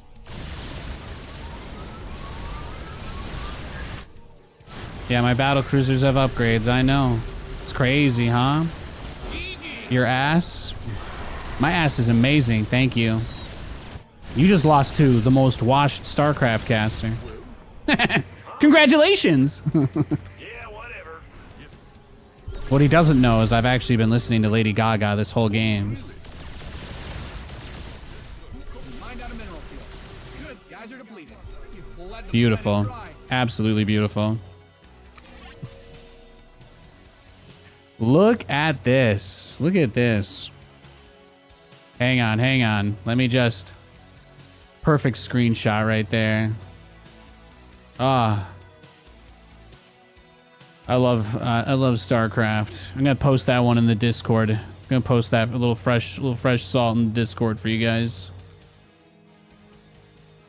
Look at that ratio. Delicious ratio.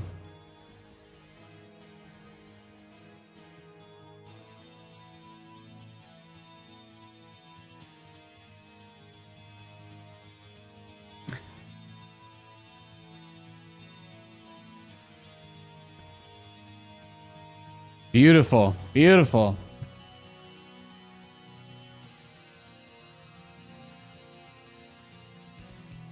Absolutely beautiful. That's what we like to see. Yeah, he lost about 10 times as much as me this game. Isn't that crazy? That resources lost is just unholy. Crazy, crazy, crazy.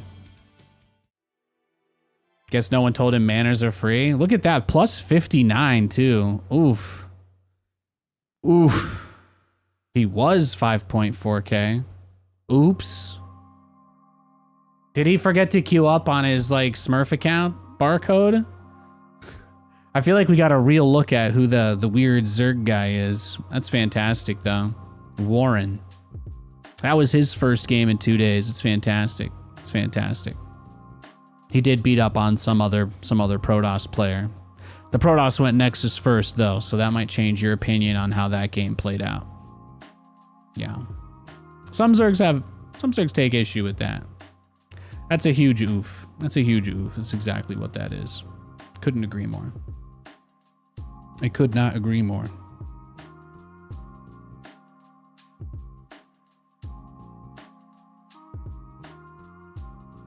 No one told him manners are free.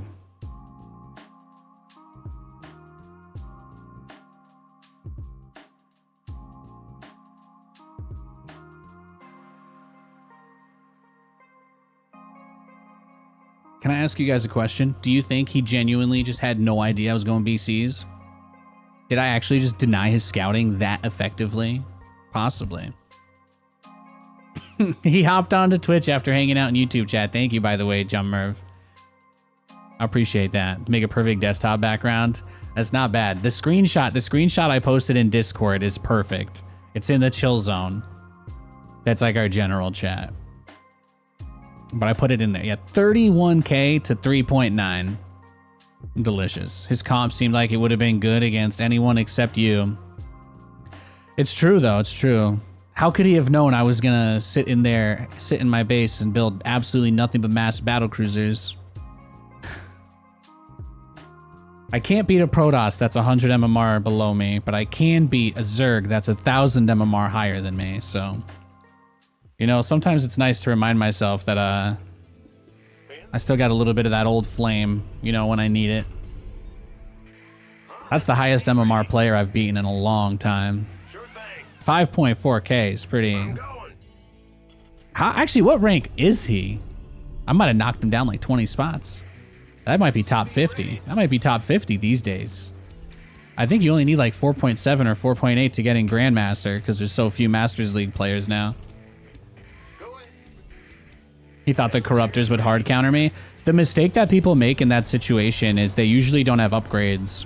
He had a double Spire, but he had to transform one Spire into the Greater Spire, which means that even if even if his Hive was a little bit late, the most he would have is like +1, and then maybe he'd be going 1-2, and I had 3-3. Well, I hit so fast, actually. I attacked him much faster than I originally was going to. But it's probably fair to say, he had 1-1 maybe, and I had 2-2. And then by the time he got 2-2, if he was ever able to, I had 3-3, and then it was over. Battlecruisers are just crazy good. They're when you get enough of them, it's great. They're crazy good. They can beat Corruptors if you have an upgrade advantage. It's not easy to get an upgrade advantage, but they can. They win at that point. He was ranked 26 before you beat him, so I beat the ranked 26 player in America. That's pretty good. I feel like that's all the ego boost I need today. I feel like that's it. That's everything. That's the whole McChicken, no mayonnaise. And then Katie surprised me by putting a little bacon on it. Sometimes she's just wild like that. It's a great day. Go ahead. Be in the rear with the gear. Ah! You scared me. This better be good. Bad news? Fair, not gonna lie, I've been taking notes on your BC control. You know, that's the thing, right? Most people don't build BCs and they just kind of say it's bad because they know it's not meta. But when you see pros use BCs, you'll almost never see them use them the way that I use them.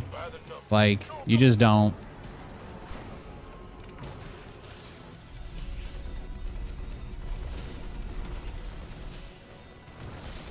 Armed and been waiting on you. SCV ready. Got it. But yeah, most pros don't control their BCs that well either. Like, there's a BCs, like what they do is a concept. It's like a concept that is employed more in MOBA terminology, but it's called like creating space. But battlecruisers can attack while moving, which means that the best way to use them is to play around positions where the enemy's not going to be able to go through a full attack animation to actually go after you. So more or less, you play around the edges of maps, you play around mineral lines. Even if your opponent has a bunch of queens or a bunch of stalkers, like, there's always going to be parts of their base that are less accessible than others because of the positioning of things like their gateways or their larger infrastructure. And that's where the battlecruiser really shines, because if your opponent chooses to ignore you because you're in an unreachable spot, well, the battlecruiser DPS is enough to kill everything anyway. So you can pretty easily get yourself into a scenario where you're somewhere outside the guy's base that he can only reach you with like 3 or 4 units, and then you're just kind of, you know, then you're cooked. So This better be good. SCV ready. Yup. Huh? Be in the rear with The add-on is complete. by the nose. SCV ready. yeah, this guy's just cheesing me. He doesn't want to play against us. That's what this means. He wants the game to be over as fast as possible because he doesn't want to hang out, because his mom is in the PTA and my mom's not. It's not my fault, by the way. It's just the way things ended up. Regardless, apparently it still matters. And there we were.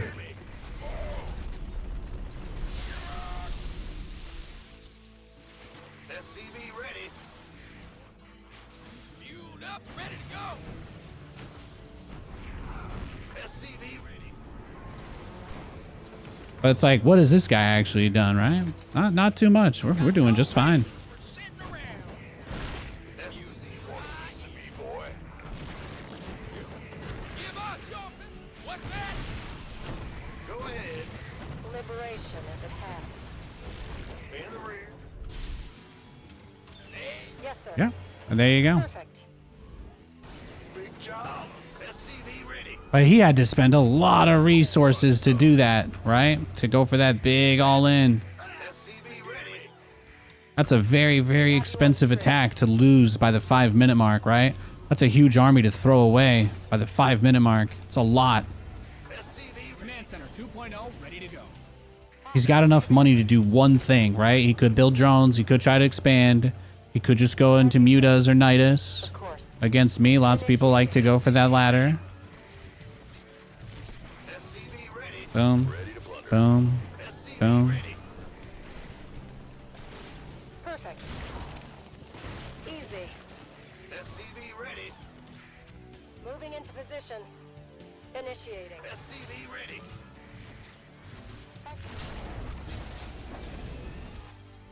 Made for battle. Ready.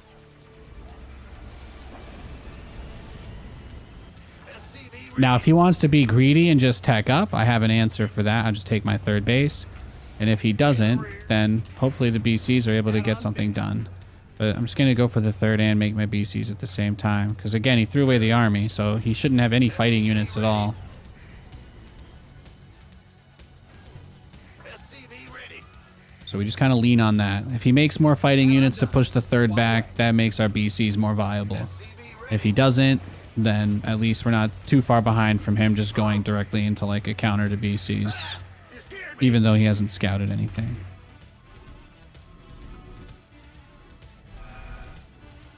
SCV ready. There it is. What's going on? This better be good. Of course. Let's get into the fight. Certainly. SCV ready. SCV ready.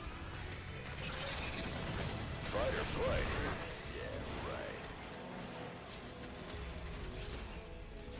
SCV ready.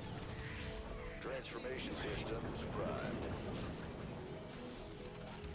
What's going on? Yeah, whatever. SCV ready. That's been waiting on. SCV ready. Let's get Who into the called fight. in the fleet? Let's go. Gangway. Did he move it back into position? Only a little, only a little. I did get one of the queens earlier. Remember the Liberator? That's a callback. It's a literary device called a callback. I'm referring to an earlier point in this game where I killed a queen because he has less queens to defend now than he maybe would have otherwise originally wanted to.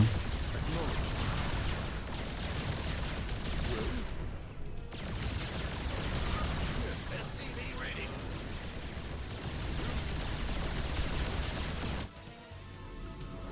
Bad news. SCV ready. Oh, does Nathan know how to do weird stuff with his battle cruisers so that your sport crawlers don't do nothing? Oh no! Research complete. Oh no! Let me just go take those off your hands. Thanks, partner.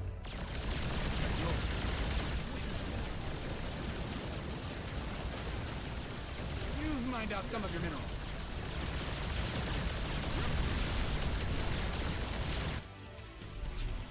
Ah! You scared me. Patching you through. What is who called in the fleet? Yes, sir. Yes, sir. Mined out a mineral. The way he threw his Baneling on the mule. He Banelinged the mule.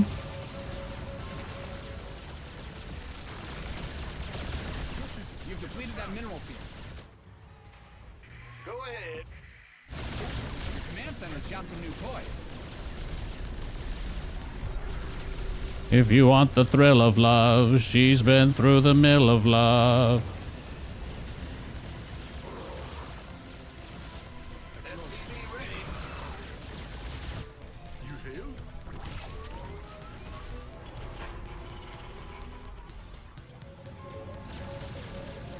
Oh, he did finally get some corruptors out. Good for him. Good for him. I know that was a big deal for him. He was excited about that. Commencing bombardment. Your add-on is complete. Go ahead.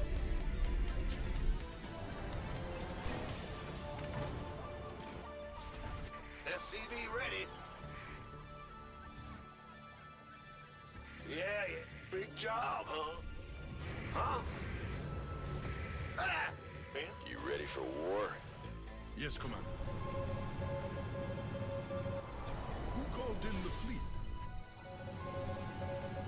Huh? Why do I have 3 armories? Oh shit. What's going on? Your command center's got some new. That was not in the script. Sorry, guys. Yes. Go ahead. I thought at some point I'm supposed to get sucker punched, but I wasn't. That was not in the script. Yes, Commander. What is it? The Baneling blowing up on the mule was also not in the script, by the way. So when you go to the post-fight Reddit thread to talk about this, make sure you call him a dirty player. Ready to go. Yes. You hailed?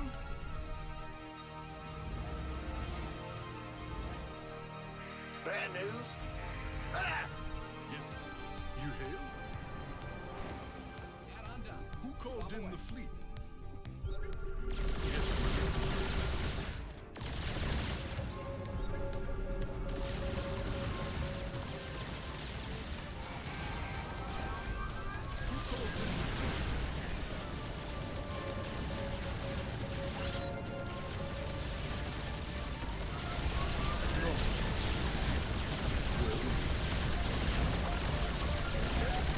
Yeah, see, keep the BCs stacked like this. You'll never see a pro do micro like that, though. But you can have them all shoot.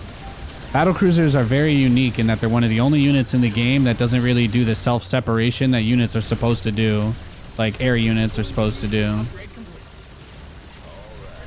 Unless he's got like mind control that he's about to pop out. He's just in trouble because you gotta remember I got 1-1 on my BCs. And obviously I'm microing them, so that helps too. And then you know how hard it is for him to micro once I stack him like this? Oh, okay, you thought that was just a part of the mule's character arc? Actually, yeah, you're right. He's going to be rebuilt. He's going to come back as a Gray Mule, which is a throwback, of course, to Metal Gear Solid, but we would get sued into oblivion if we called him Gray Fox. So he's still Mule, but we'll call him Gray Mule. And he'll be introduced as some sort of cyborg ninja that comes in and saves the main character at a time of great distress. And then, of course, will inevitably use his new chance at life to sacrifice himself for the main character and die again. Don't worry, though. A different character will take up his mantle 2 games later. Like the Green Power Ranger. Whew. You love to see it. Love to see it. That's fantastic. That's fantastic. Fantastic. Great game.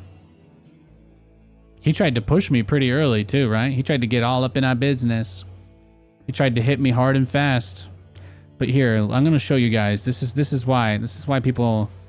That's why these builds aren't very high level, because if they don't catch your opponent by surprise, if you don't get like a free win, basically, you're kind of just like, it's like pulling a penny slot. Like cheesing is like playing penny slots. That's how I like to describe it. Like, yeah, you know, you could do this, you could do that, but it's like, you know, people do it for the rush of pulling the slot. They don't want to have any hand in what happens, right? They're just like, yeah, I'm just gonna coin flip every game, you know. So he gets that temporary dopamine release, but then he realizes that he actually doesn't have a third base. There's no lair, there's no evo chambers. So I talked about how he would have a couple of options. He could go straight into lair, he could go straight into this, he could go straight into that. What we saw was he droned. So he just tried to drone. He got a Ravager.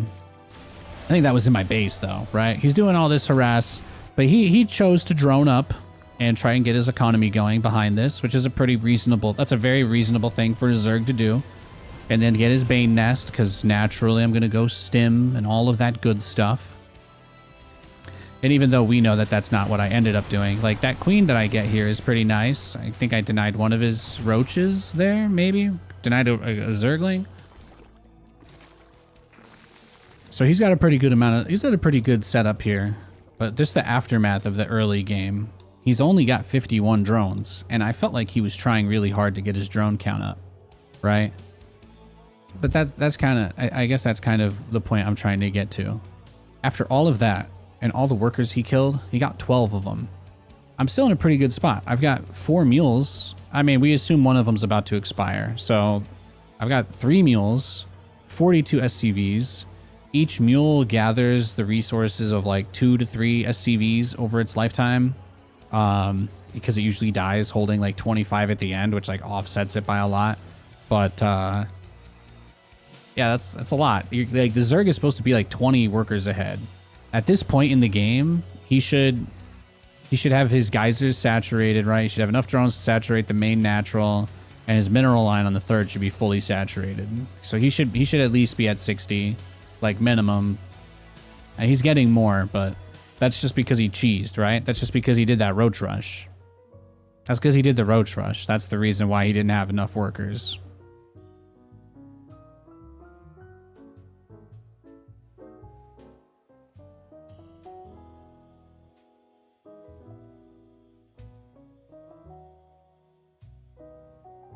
Oh, thank you. Oh, that was like a little pop-up guy there. Oh, thank you. Thank you so much. What a base god. Thank you for the $10, man. Unholy Damon. Thanks for the lessons on schooling Zergs. I'll try and put a bit of this into play. Thank you, my dude. Thank you so much.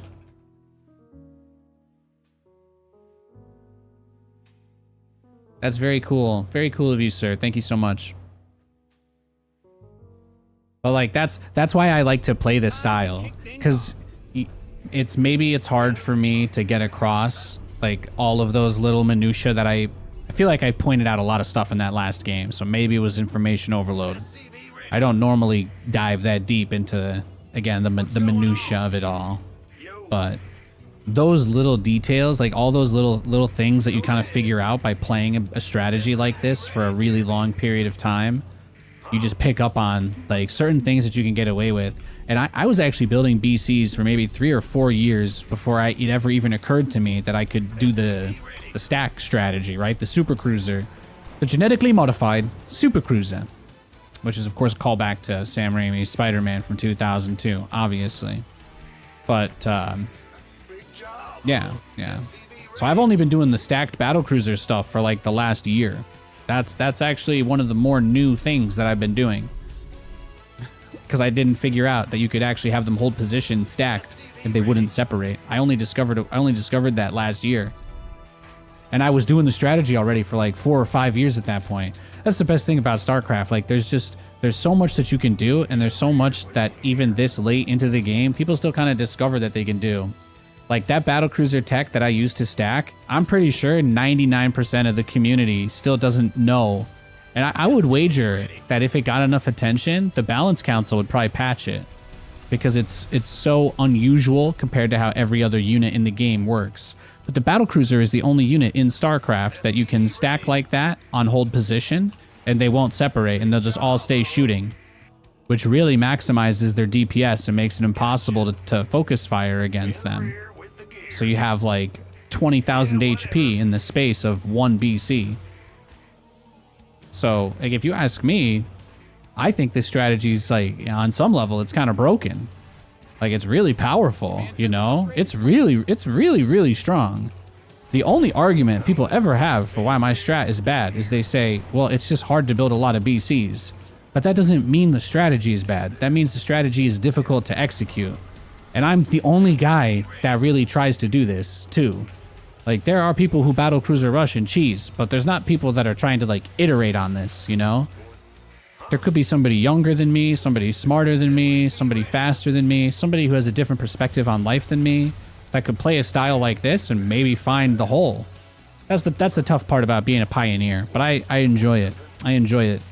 I lose a lot of games. People make fun of me, and I don't have any excuses because I'm just doing something that really shouldn't work, and I'm trying to make it work anyway. But I enjoy that. I enjoy that. The trial and error, the process, right? It's all about the process. It's all about the process. But there's nobody else out there who's stacking 8 battlecruisers on 1 hex at the edge of a third so that the 25 stalkers can only get in single file, and then somehow 3 BCs kill 25 stalkers, which should just never happen, but it happens anyway because, you know, this weird specific battlecruiser tech. I love that. I love that. Go. Cyclone ready for action. What's going on? Big job, huh?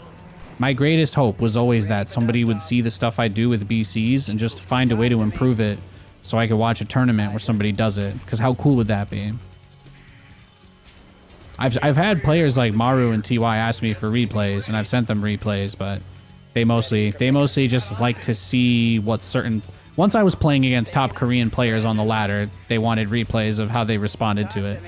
So that was kind of cool, but that was just because I had Korean GSL level replays against beating those guys, but which they were all very confused by. But that's, you know,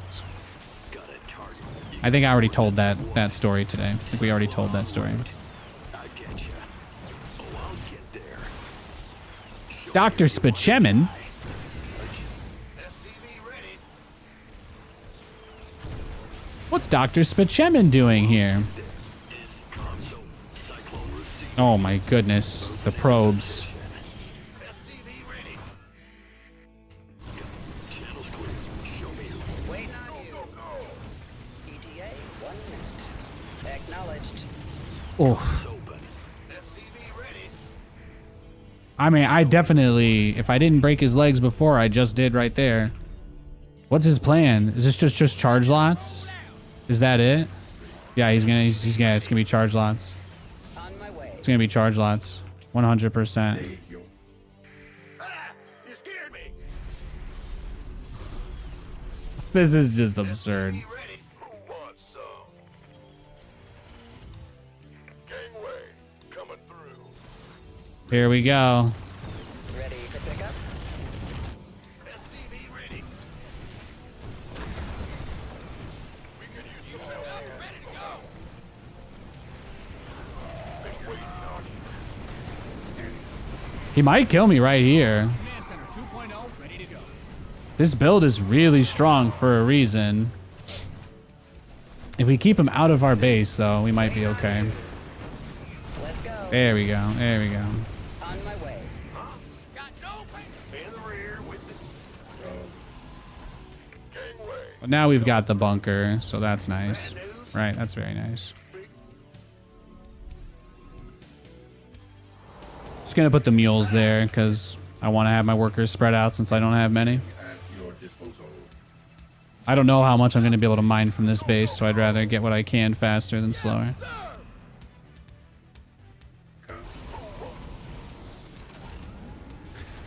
It's tough. It's like I can't build much other than siege tanks in this situation, so Ready. it's not what I want to be building at all. But here we are. SCV ready. Scan. It's got to get like an eBay and just try and planetary this just so the zealots can't bust it. Scan. Scan. SCV ready. Engineering at your statement. Ruff?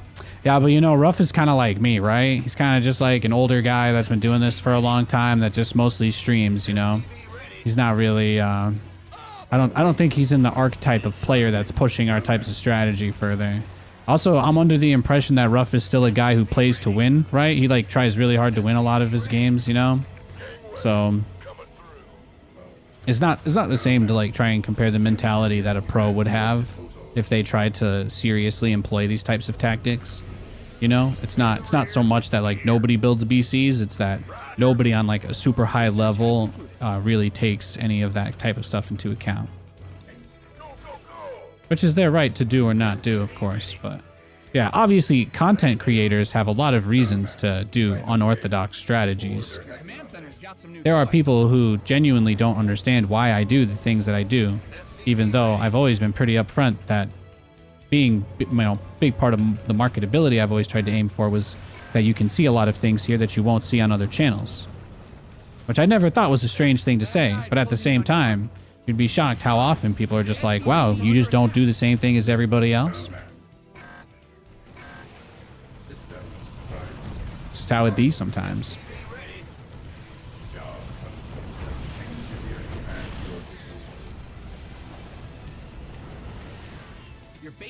Blast it. Lay it on. Got no patience.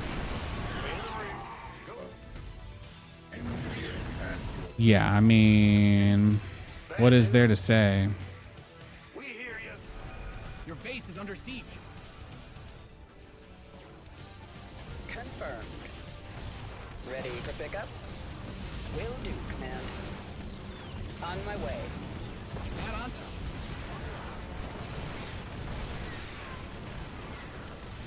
I heard that. Here's your stop. Got it. Light flight's here. Heading out. Dropping off. Oh. engineering at Wow. How could you be so heartless? Oh. combat.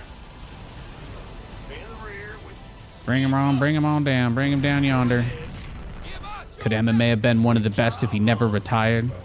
Well, there's so many different factors that play into the longevity of anybody's career, right? It's hard to boil it down to any one specific thing. But for a lot of those guys, I always try to keep in mind that that's always the tough part about being the first generation. And when we talk about why we want to improve things, and we talk about, you know, we use these concepts in very broad terms, but also in the game, we want things to be better for the next generation because we kind of build the base that they play off of. Think about some of the best players in StarCraft right now. They're very young, right? Or at least relative to the other pros or to many of the viewers, they're young. It's natural. It's natural. You got people who have less obligations in their life. They're younger. They're a little bit faster, a little bit healthier in some cases. They got that youthful energy about them.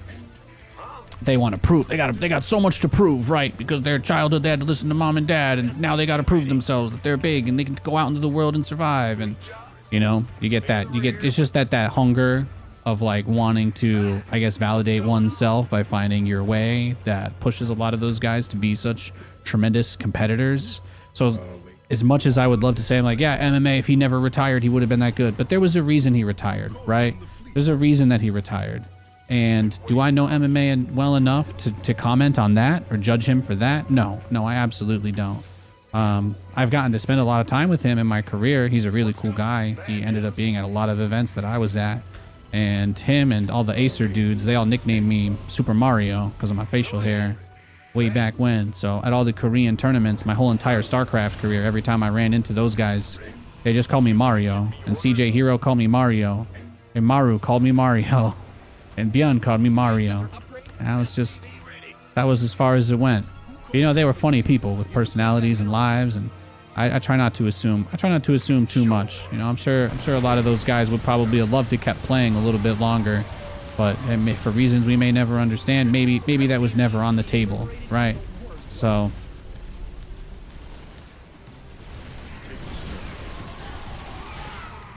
That being said, MMA, man, what a great player to bring up though, huh? What an absolute legend. One of my favorites.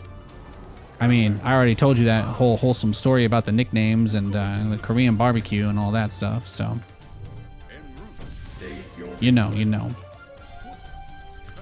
out a mineral field. Good thing you've got more of those, right? But what's your game plan here, right? Is he just gonna move all of his dudes super far away?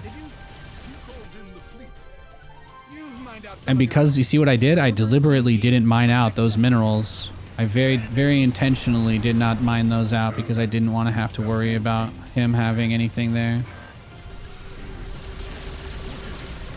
I think we're good though. You look forward to seeing how Stormgate meta evolves though?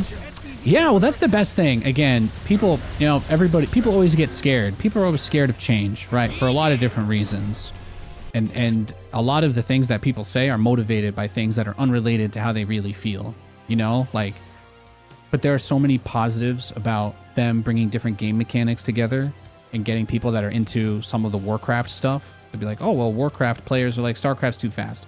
Hey, Stormgate, there's no banelings, right? There's some crazy stuff in the very high tiers, but the early game stuff is not quite as volatile, right? You get a little bit more of a paced out match anyways, what they're trying to go for.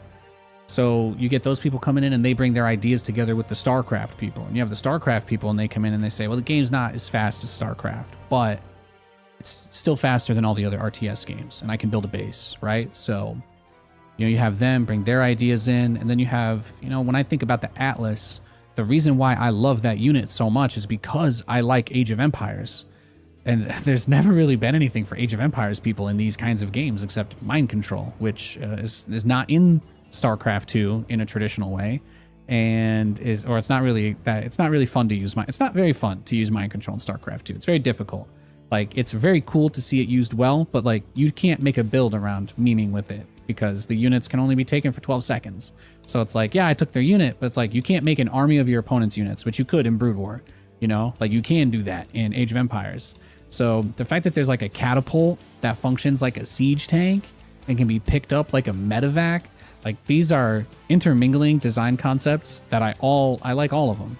So I like having a bit of the speed of StarCraft. I like that there's not heroes though in the 1v1, and it's like, you know, those things. It's all about bringing people together about that stuff. Like StarCraft is great, but we have our own little hive mind here. You know, you look at places like Team Liquid, you look at places like SC Reddit, even a lot of Twitch chats. You know, it's people are really they're really in their corners. You know, people are you know, for better or worse. And it's not to say anything about them, but it's mostly just to call out the fact that intermingling of those ideas and exposure to players and fans from other games, especially that since StarCraft has such a cutthroat conservative culture, right? Like, you know, StarCraft is very conceal, don't feel, but some other games, they're a little more open and honest about having conversations about the state of certain things. So when those ideologies end up coming up in the overall conversation, when big changes are being discussed or decided, that's going to lead, I think, to a very different environment than we have now in StarCraft, right? Where all the pros agree with each other, and the council, you know, these guys, you don't see them try anything super aggressive and crazy because everybody's friends with each other and everybody's been playing all these games with each other for 10 years. But that's not going to be the case. It's not going to be the case in Stormgate. Everybody's starting over. So in a way, that's a new opportunity for a lot of people, you know, like I view it for myself. But it's also just going to be fun to be like, oh, hey, I'm playing. Hey, where are you from? Did you play StarCraft? No, I played Age of Empires. Oh, but you're playing this. It's like, so you like this anyway? It's like, yeah, well, you know, I can spam towers, right? We know that that's a thing in some of the matchups anyway. But whether that's your thing or not, it's going to be a cool part of playing that game, is getting to see where everybody that you end up meeting through the game came from, because they won't all be from StarCraft, you know? You're going to get, it's good. It's good.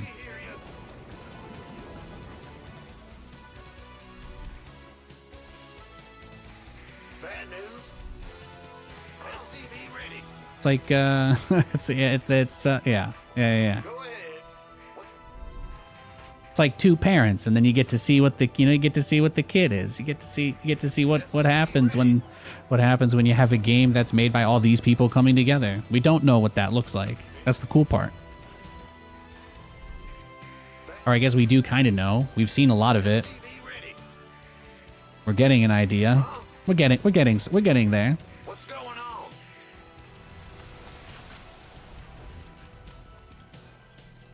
SCV ready. Oh, when they came out with the Celestial guys, and they're like, yeah, their whole main base is just floating from the beginning of the game, and you just sprawl around the map like a jungler, leaving behind like little resource collectors and mini static defense. But like you only lose the game if your main flying base that's just out all the time dies too. So it's like the most high stakes game of like, I'm like, well, this is a completely different take on playing a game like this. And that's what the third race was. People are like, they're copying Protoss. I'm like, I don't know if they've released some big dial back on this, but that's the concept they're going for.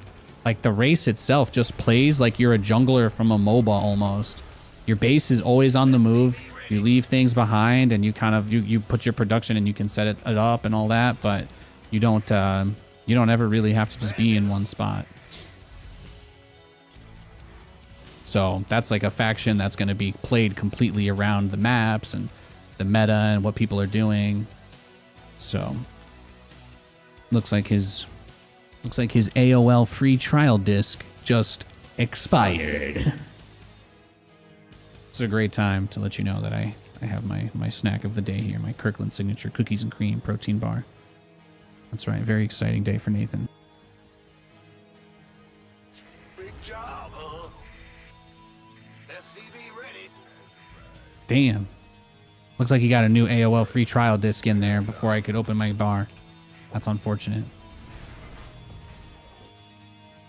Thanks for shopping Costco, Nate. You know, I always like to support local businesses. You know me.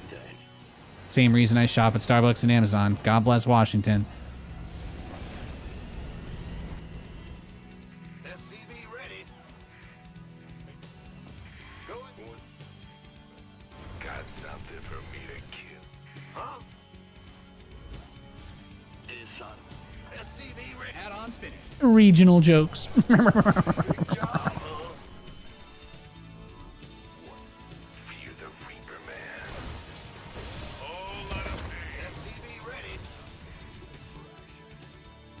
Yep. Ready for dust off. In the pipe. Big job. SCV ready. Costco's awesome, though. On my way. Let's go. Life. Waiting on you. Ready for pickup? Life flight? Add-on done. Swap away. Somebody, get me out of this mess. Got it. Comms open. Channel's clear, boss. Show me who you want to die. In gear. Moving into position. Hey, boy. SCV ready. Cyclone en route. Adjusting for new coordinates. This ought to be good. I get ya. Waiting on you. Talk to me. SCV ready.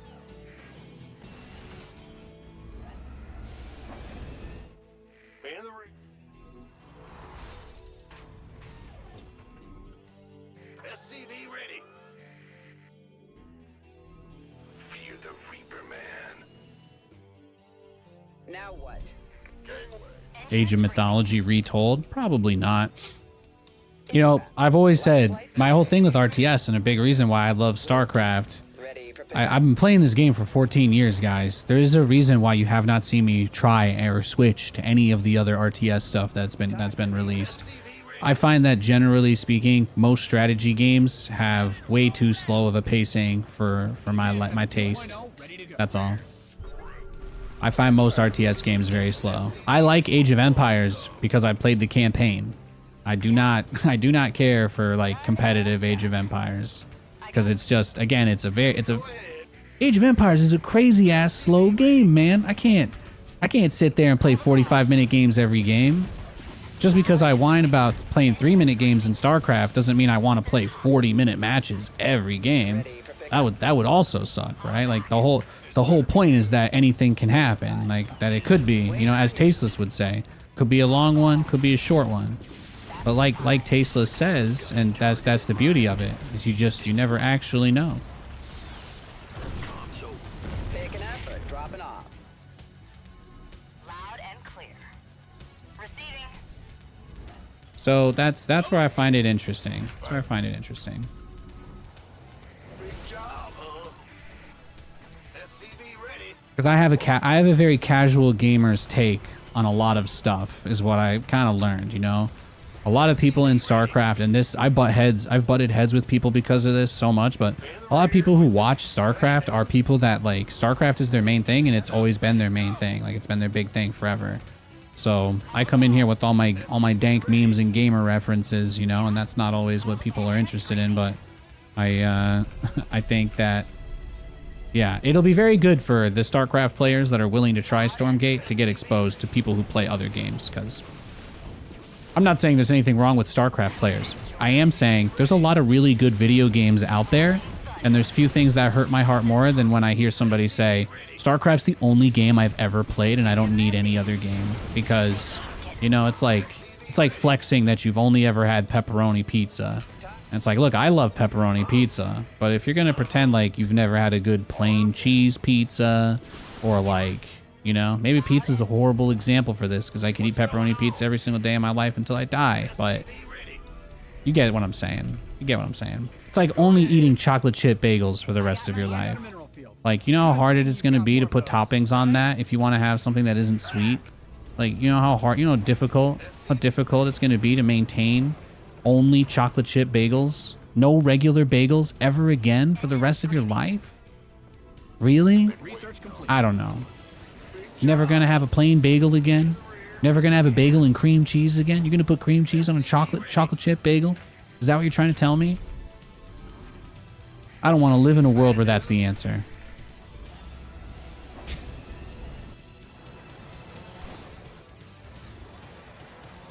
You've depleted that mineral. Ready to roll out.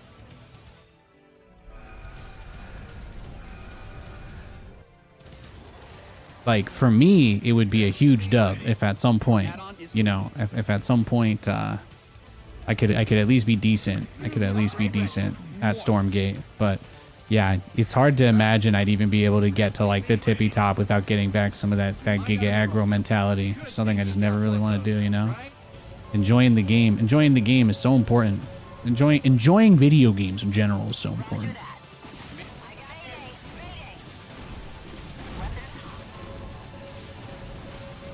SCV ready. Awaiting thunder. Your research has concluded. 5.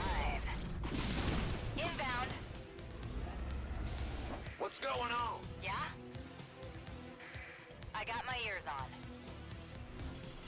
Receiving. Confirmed. They ain't getting far. Can do.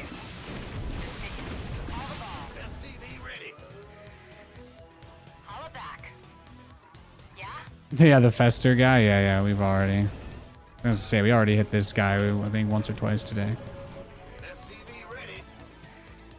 Ready for pickup? I got my ears on. Right. There's not too much I think we can do here. Gear. Receiving. It looks like we've done a lot of damage with the Banshees, so he's gonna kind of turtle up. I got He already has a Stargate to kind of just keep me from camping outside of his base. done and done. But so he's spent a lot of money to do this though, right? Like this isn't free for him, so it's worth keeping that in mind. He's dumped hundreds, possibly thousands of resources now. Loud and clear. I'm gonna Yeah, he's dumped like thousands of resources now into this, so it's good for us. Add-ons finished. Go ahead. Big job, huh? Yeah. What's going on?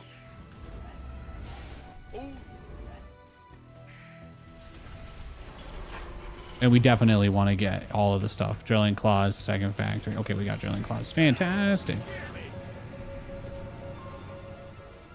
Since he is so defensive and kind of reserved and held back, I feel like the smart move for me here is to just try and get to my end game and not trade against him. Because if I trade, typically in this situation, that's where they're able to just kind of get up to Tempest, and I don't have enough because I again, trading is something I don't really like to do with this style. So I'm explaining why I'm going to avoid, or at least attempt to avoid. By the number. Your research is ready. We strike when the iron is hot, and that's it. Not a moment before. And not a moment after, because it'll burn our hands. I mean, we're holding it in our hand in the first place. Let's not forget that. If I get even one guy with this, it's worth it. Oh, beautiful. Beautiful.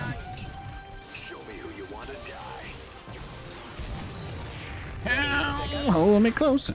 Oh, that's fine. What's the big job, huh? What's holding me back now? Just supply? I thought I was making a mean few depots, but that's okay. Could use some help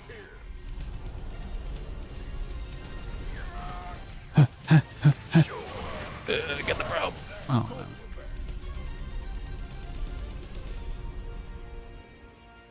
I had so many being made though. I mean, now you see the supply cap's basically gone because I was taking 50 bases. I was taking 50 bases on the map during all of this. I wasn't just like not making depots. I just made 5 command centers instead of supply depots. So that's on me. That's on me. SCV ready.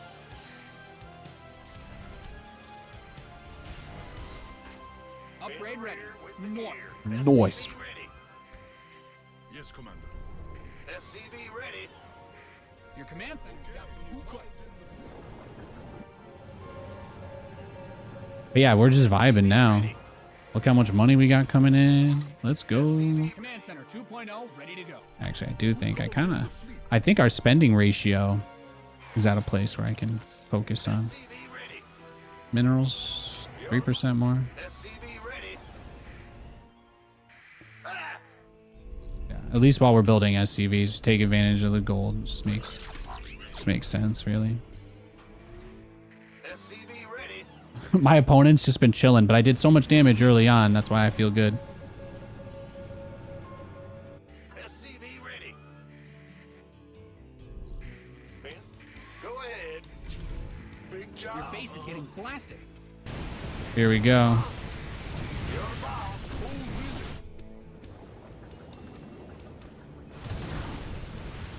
We hear you. I got my ears on. Your base is getting blasted. Yes, Commander. Who called in the fleet?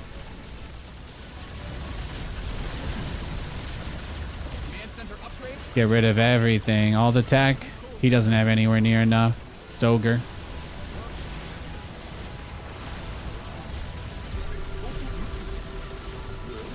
Pin this replay up on the wall. Brutal.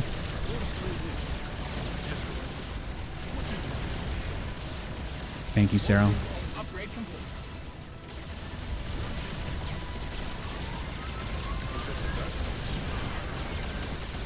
Did I ever tell you guys one time I subscribed in Cyril's channel? I told him I loved him. I said, "Congrats on winning a tournament," and he said, "I love you too," on accident. Who called in the fleet? It's a great day. It's a great day in my life. Guys are depleted. We'll let the planet dry.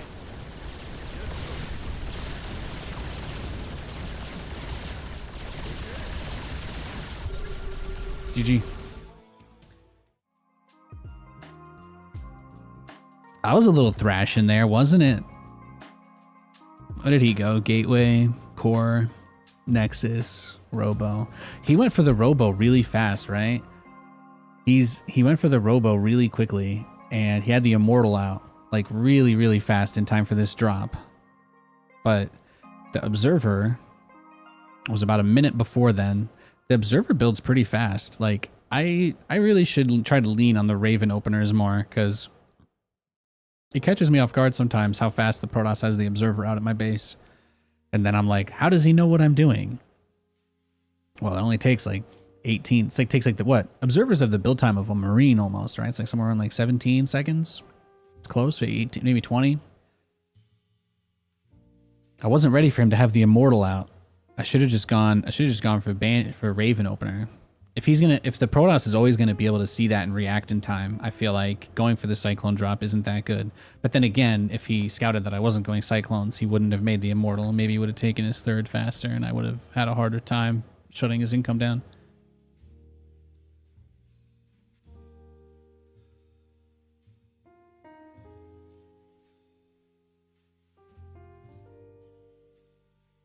All right, I got a Grandmaster. Look at that. We got a Grandmaster Terran player.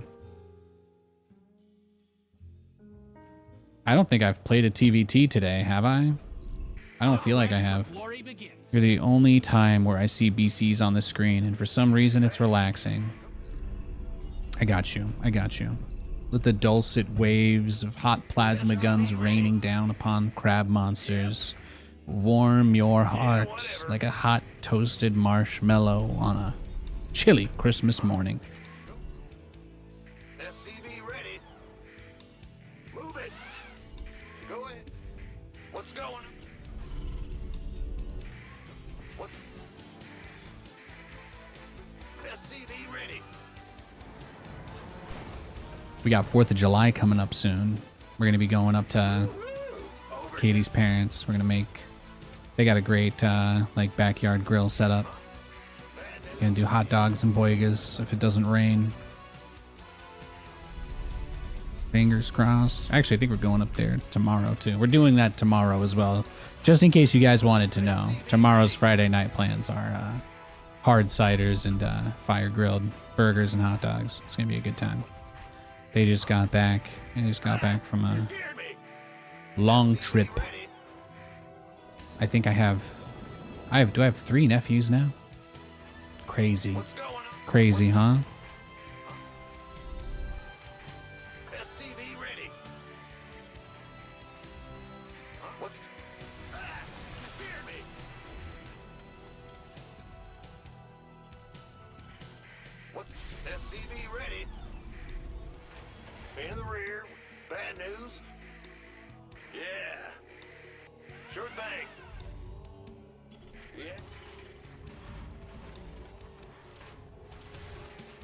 What's going on? Yeah. Your command center's got some new The toys. Grim Reaper has arrived. Oh yeah, baby. Yeah, so they were out of town for that, so they got back, so we're gonna celebrate proper tomorrow. That'll be exciting. And they drove like all the way to North Dakota and back because that's what they like to do. So they've, you know, the booze is basically free in Montana, so they've got apparently they said that they found every apple cider on the way there and back for me to try. So I am it's like, you know, on one hand it's like I love ciders and I love trying ciders. On the other hand, I'm like, I'm gonna get absolutely messed up if I don't pace myself with this. But I've got a big cider flight coming my way. It's gonna be a nice weekend. Cyclone receding. Yes, SCV ready.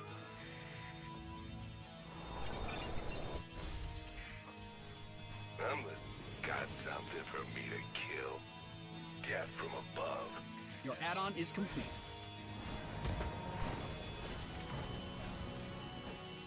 Optics online. And no, I had my little joking stream titled today. I know. SCV ready.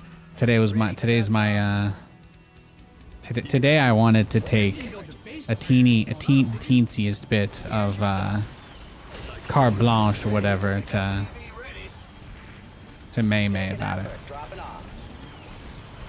Dropping off. Beautiful. Let's go.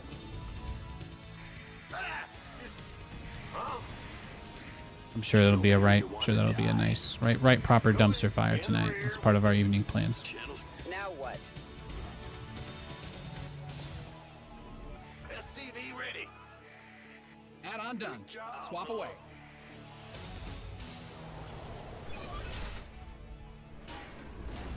Let's see. SCV ready. He hasn't shown too much tech, right? We got 2 Reapers. Oh, okay. He made 2 more Reapers. That's kind of abnormal. Ready for pickup? Cyclone receding. Let's go. Come. Light flight's here. SCV ready. Where's the emergency? SCVs didn't sign up to fight. This better be good. TVT on this map is usually just like big tank all-ins. That's it. Well, hallelujah. Need some big job, huh? Got no People just do these crazy siege tank all-ins. Huh? Go ahead. Ah!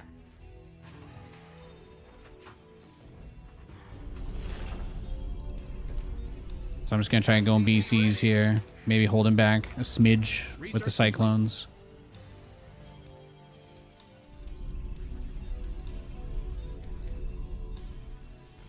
SCV ready.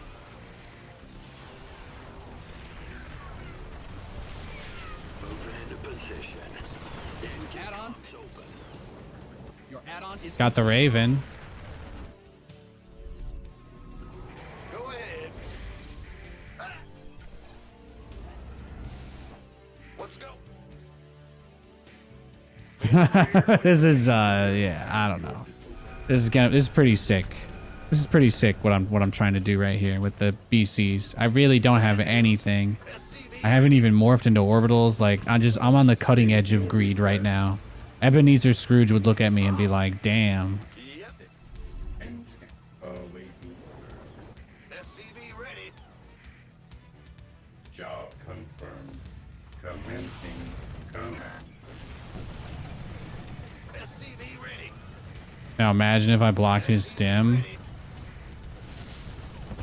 Can dream.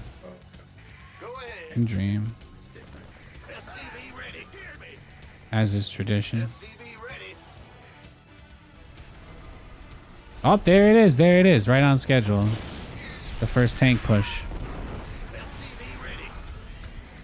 But he doesn't have medevacs because it's a Raven push.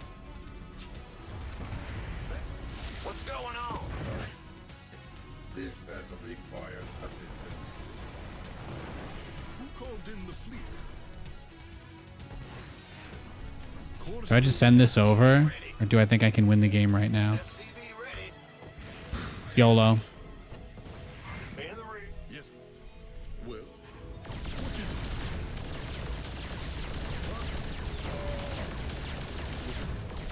Patching you. SCV ready.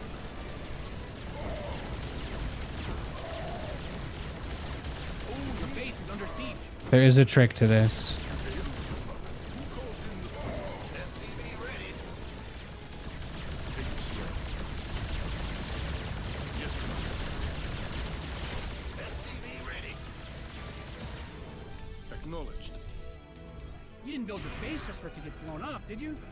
Man the rear Who with called the in gear. the fleet? Oh, really? Patching you through. What is it? Oh, really? In Commander. Yes. Bad news. Who called in the fleet? What Your is it? base is getting blasted. What is it? Yes. What's going on? Go ahead. SCV ready.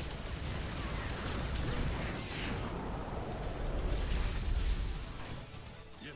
Big Well? Yes, Commander. SCV ready. What is it?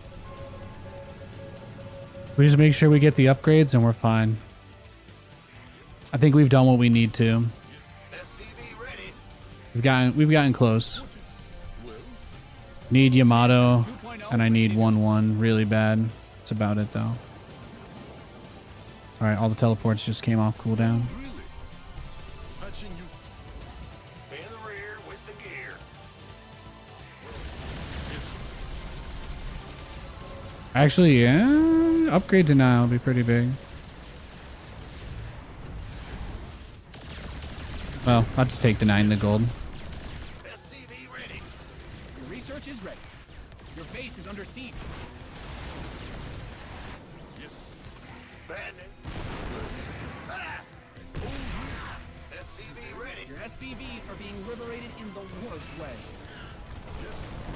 What's going on? Yes, Commander. What is it? SCV ready. Engage.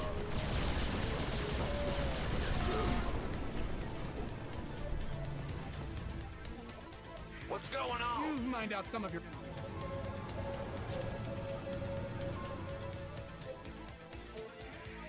Yes. Yes. Patch it. Look at this situation we're in though. It's pretty nice. Just need to get the economy going to the point where I can get a few more starports and then I'll be very happy.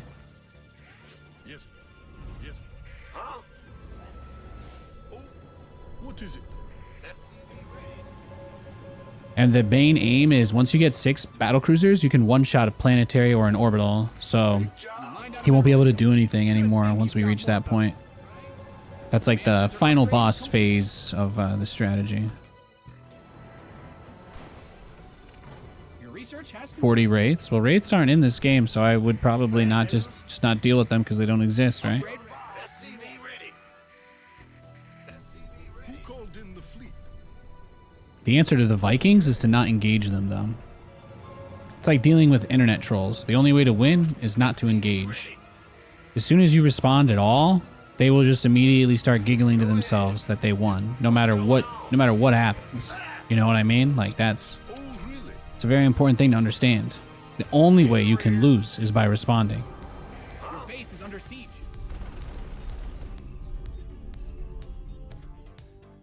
Whatever that means. Big job, huh? Yes. What is it?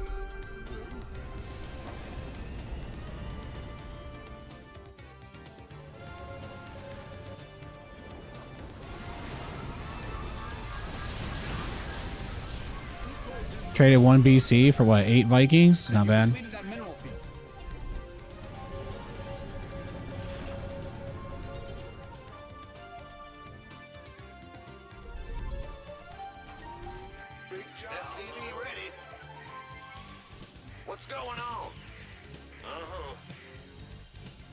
mined out some of your minerals. Huh? SCV ready. SCV We go building armor next, probably here. Move it. Yes. What is it? And then eventually we do a little BC side swipe and a main fortress attack. Add-on done. Swap away. We don't really have enough scans though. I'd like more orbitals. Ah, you scared me. Bad news. SCV Well, that's the ready. difficult part about the way he's playing, right? Is he'll just never really get that because he doesn't have medevacs. So he gave up. He gave up the only thing that would really help him here, just to be able to have nothing but Command Vikings. center's got some That's new the beauty droids. of my strat. Who called in the fleet? Full attack. Command center 2.0 ready to go. Oh, really? SCV ready. Hey, nice grab. I mean, getting both tanks there was pretty nice for me too. You've depleted workers win games. Protect them. It's a trap. Go ahead. Yes, Commander. Oh, really? Yes. What is it? Yes. Huh? Oh, really?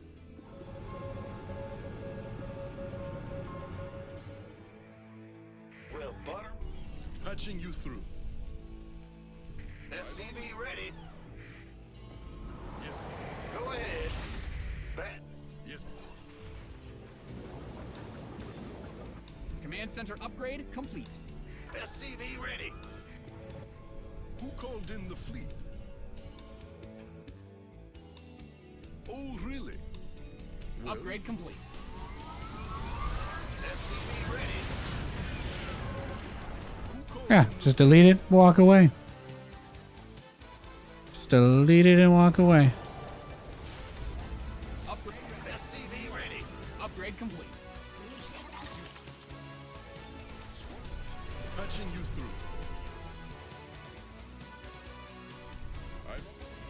Yes, Gonna have 2 hit squads of 3 each. yes, Commander. Bad news. Yes, Commander. Oh, really? What's he gonna do? You've exhausted that. Is he just gonna give me a Viking? Whoop. Command center, mined out a mineral. Good thing you've got one of those, right? You've mined out some of your minerals. Who called in the fleet? I'm coming for you. Oh, I'm coming for you, Sonny Jim. Guys are depleted. You've bled the planet dry. You've depleted that mineral field. Yes. You mined out a mineral. Well, who called in the Good fleet? thing you've got more of those, right? Go ahead. Oh, really? Who called in the fleet? You've mined out some of your minerals. Oh, he tried to get me from the side there.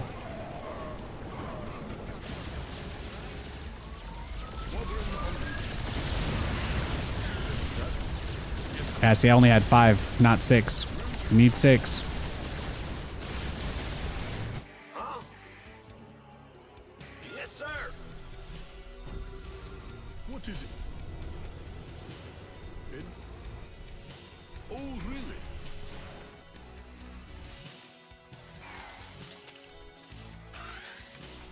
Who called in the fleet?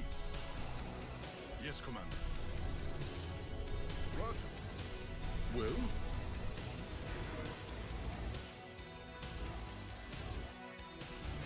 Big job. Yes. What is it? You've depleted that mineral field. No, I think it is crazy. I mean, the game state, the whole situation, it is crazy. But this is what we kind of aim for. So Take it slow. Oh, really? Who called? this is the point, right? Just to get into these bonkers ass games of StarCraft. That's what we like to do.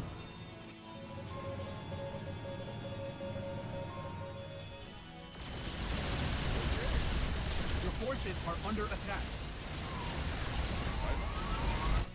You hailed? You didn't build your base. Your SCVs are under attack.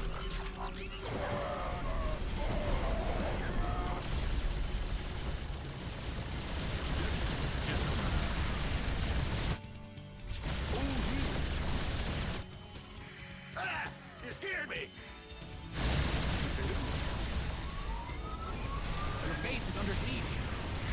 Yes, Commander. Go ahead. What is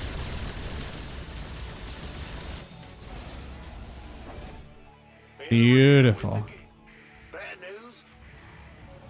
You didn't build your base just for it to get blown up, did you? Yes. Who called in the fleet? Your command center's got some new toys. You hail? Yes, Commander. Oh, he thought they'd all be over there. Is that it? Man in the rear, in here. Oh, he's going for it. Your SCVs didn't sign up to fight. No, he's going for the win right here. Who called in the fleet? Whatever that was. The enemy's taking fire at your forces. He wants it all. Acknowledged. Bad. Oh, really? What is it?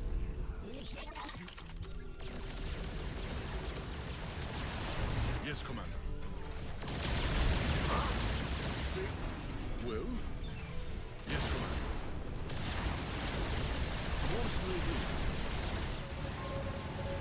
Ah, thought I would get the Raven.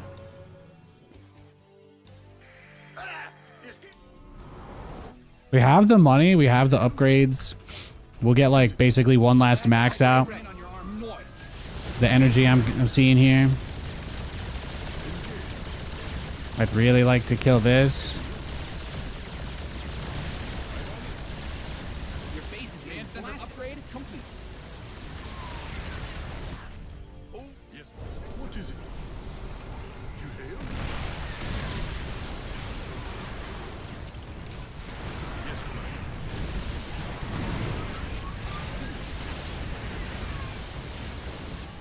Who called in the You've exhausted that Vespine geyser. There it is. Blasted. Beautiful. Your forces are under attack.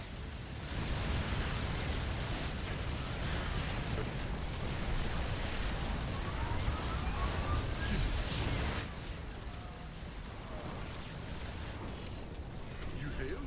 Who called in the fleet?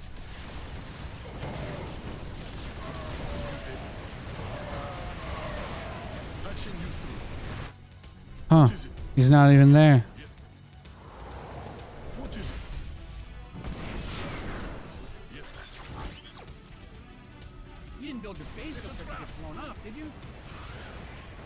Well, patching you through. I guess I just don't have enough starports, right? That's the big problem. If I could just make more BCs right now, I'd kill him. Patching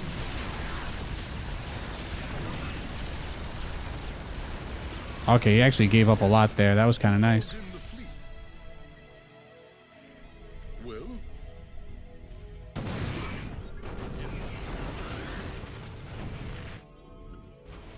Huh? yes, Commander. Yes, Commander. What is it? Who called in the fleet? Yes. Your base is under siege. Your SCVs are being liberated in the worst way. Well, you hail? Squadron onward. Workers win games. Protect them. It's a trap. Add-ons finished. The enemy's taking fire at your forces. Yes. Go. You hail? Yes. What is it? Well, what is it? Patching you through. Who called in the fleet? It's a trap. Who called in the fleet? Bad news? Oh, really? Who called in the fleet? You didn't build your base just for it to get blown up, did you? You hail? Yes, Commander. Oops. Yes. Man in the rear with You hail? Yes. You hail? What is it? Bad guys closing in on your army. Yes, Commander. Research complete. Guys are depleted. You bled the planet.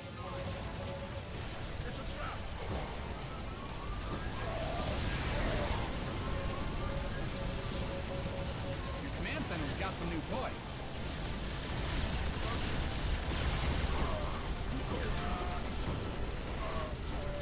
What's going on?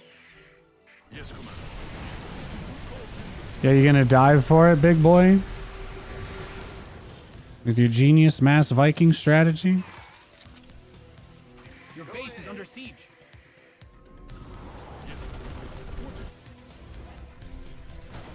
Yes, Commander.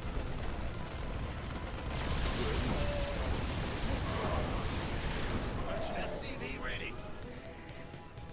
You've mined out some of your minerals.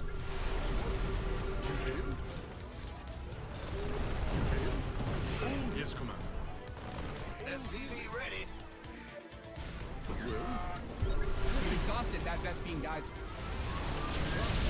Yes, Commander. Ah! You scared me! SCV ready. Who called in the fleet?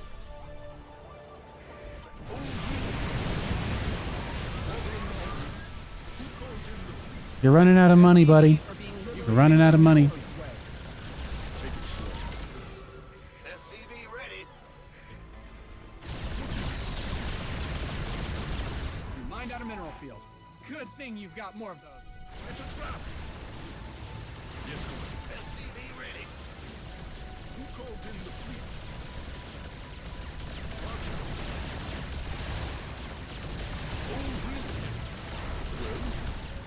SCV ready. En route. Who called in the fleet? SCV ready.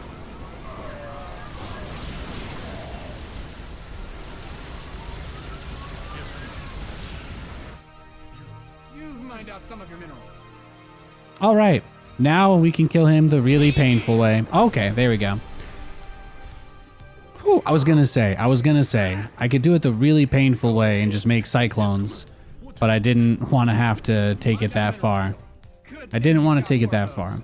That's why I don't open the back door on the base. I'm always very careful about opening this mineral patch up because people are very, you know, they kind of just expect you to mine it through, so. They just seem to expect you to mine it open all the way and just let you into their base or let them into your base, but no, that was a crazy game. What were the upgrades? Ooh. Ooh, that was exhausting. We both had building armor and turret range. Oh, he never got +3 armor for his Vikings. He never got +3 armor for the Vikings. That's interesting. Yeah, my 3/3 BCs were very powerful. That was nice. That helped a lot. Whew, that was fun to watch. Yeah, thank you. Thank you. That game was crazy, wasn't it? That was absolutely nuts. Cool game, thanks. Yeah, he was Grandmaster too. Am I gonna accidentally get promoted again playing on NA? Every time I play on NA and I'd like try a little bit without the lag, it's a lot easier. It's a lot easier to win sometimes. That was super stressful though. Super stressful game. I'm gonna take like 3 minutes if that's okay, guys. I'm just gonna be right back real quick and just grab a snack, freshen up. Half-hour TVTs just make me need to stretch my legs. I'll be right back.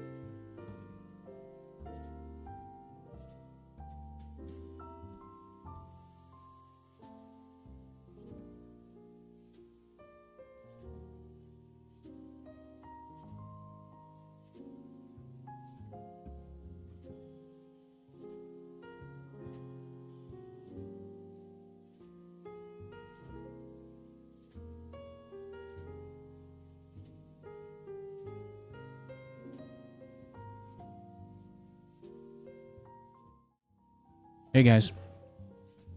Oh, that's my don't see me chewing camera blocker. It's 23:15 here. You've upgraded to a scotch and popcorn.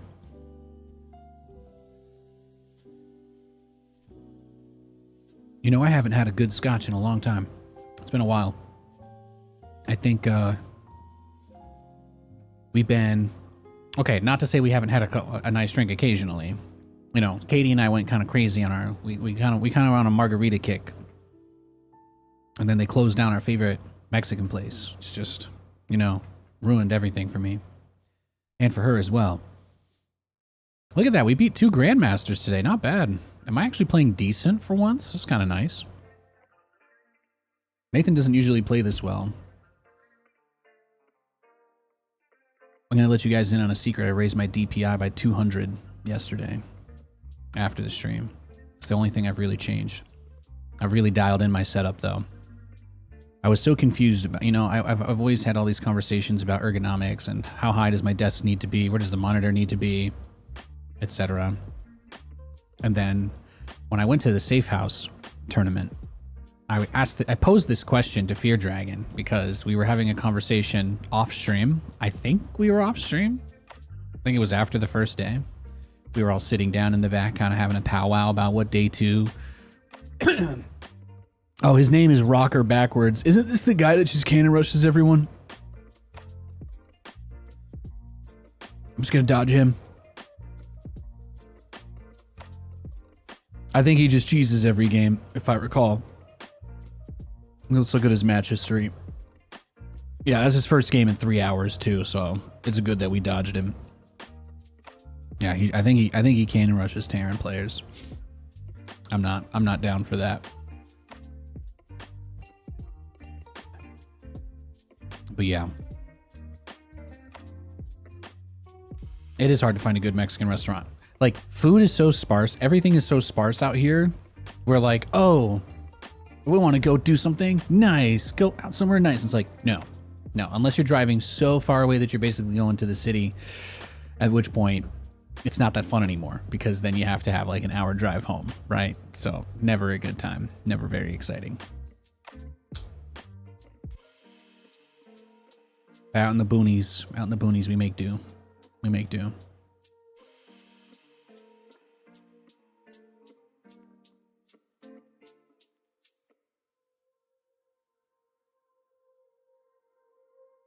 Yeah, these are DT770s, yeah. They're the studios, which are apparently the same thing as the pros. It's just a branding difference between whether they were originally sold on Amazon or Newegg. Don't ask me, I didn't make the rules.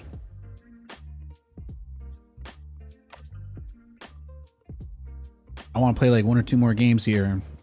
Katie's gonna walk Lewis and take him out. And then I might just go out. With her. I'm gonna go pick some stuff up.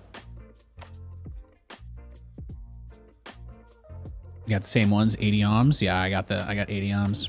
My favorite thing about these headphones is that I have, and this is always hard for me to get across because you look at me on camera and you think, oh, Nathan's kind of proportional.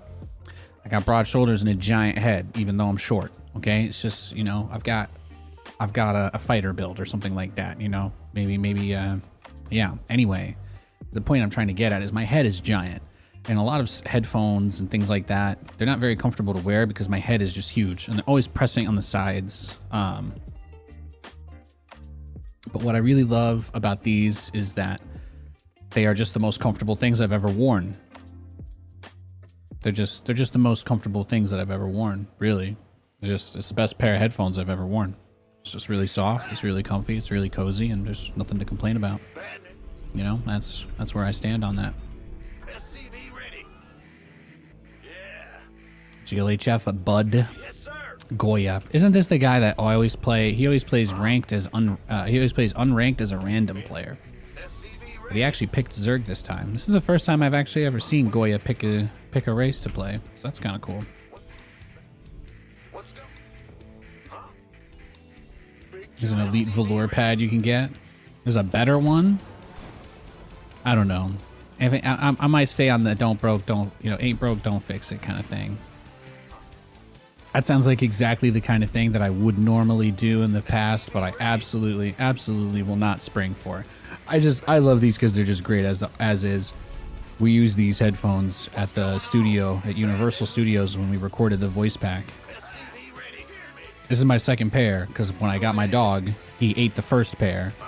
And then I waited 5 years before, you know, I felt like I had suffered enough before I could just get another pair of these. Well, that's not really entirely true. I was sponsored by Corsair for a few years there, and they were like, the only thing people are going to see is the headset, so that's the most important thing that you wear. They're like, you don't have to use the keyboard or mouse if you don't like it, but everybody sees your head, so please use the headset. And to be fair, it's not like the headset was bad or anything. I don't have any complaints about it. I do really like these headphones, so... What's going on? Big job, huh? Huh? Armed and ready. Yeah, whatever. Who wants It's like the virtuosos are nice, but you know, at the same time, I'm not going to recommend when somebody could get these headphones for much cheaper. I'm not going to recommend somebody to just buy like a wireless headset casually either. What's going on? But I feel like, yeah, to me, these are the best headphones I've ever worn. I've tried a decent couple of other ones, a couple of other high-end pairs as well. But what always brought me back to these is that these are just comfortable. A whole day goes by. It doesn't feel like I was wearing headphones on my head at any point. And I cannot say the same for other headphones that I have worn. Those the Corsair ones, like they put a little weight on my ears and stuff. Again, I've got a giant head. If you guys know anything about hat sizes, I'm like a size 8. I'm not exaggerating. I'm not exaggerating. I've got a colossal noggin. You gonna give me orders? SCV ready. Ah! Go ahead. Command center upgrade. No, people find out that I like getting hats as a gift for holidays. Do you have any idea how many hats I own that aren't the right size? Because nobody ever thinks about the size of a hat when they buy a hat. SCV ready. But you know who does? I do. I have to think about a size every time I want to buy a hat. I can't just go buy a hat. I can't do that. I have to make sure that it actually will fit. My choices are very limited, okay? Huh? Uh-huh. Move it.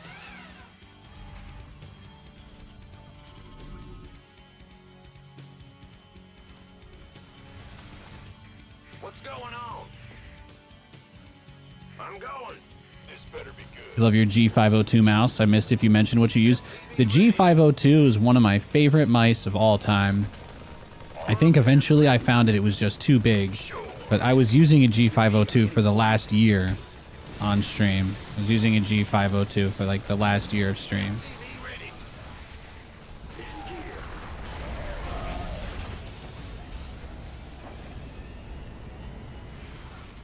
Your SCVs are under attack. He's cheesing me. He's cheesing me. Well, so in this situation, he has not really a lot of drones and probably didn't even take his third there, right? So this is just one of those positions where we, instead of going for a double battle cruiser rush, we settle for one, but otherwise we're totally fine. Like the economic cost for him to do this pretty much offsets any advantage he could get from killing workers or even canceling the base. So it doesn't really matter in the grand scheme of things. You have large hands, yeah. I like the design of the G502. I used the original one a long time ago, and then I really like the Proteus core. It's definitely the most well-made mouse. Like, I find it's the most durable. It's the only one I never have any issues with. Even the one I'm using right now, I'm using the Superlight, the Logitech Superlight X or whatever. I really like this mouse because I think the form factor is a little better in my hand than the Proteus core, but the mouse wheel is way less reliable. They don't have like the super cool tactile mouse stuff like the other one did. So that's the kind of thing I end up missing. It'd be nice if they had all the guts of the G502 in a better form, like slightly tighter form factor. But I've been generationally using G502 forever. I've always liked Logitech mice the best. You know, when I was sponsored by Corsair, we got to have like product meetings and team meetings and suggest stuff. And I was always that guy that's like, hey, I don't know if you guys, I don't know if there's anything that's in the way here for this, but you know, all these other mice makers, they all make these really light mice that are really lightweight. And they're, you know, your hands don't get tired. It's a lot less strain on your wrist, and the battery lasts forever. Like I've had this mouse, I think I bought this mouse, this one right here, maybe 2 years ago. And the battery life when I fully charge it is 90 hours. So I literally go days. I had it die on stream the other day and it was hilarious because I hadn't needed to charge it for like a full-on week. So, you know, that's just the kind of ish we get into here.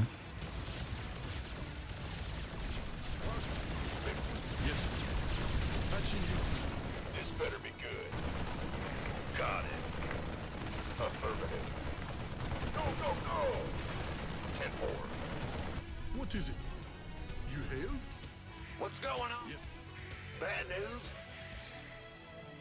Go ahead. We could use some help here. Yo.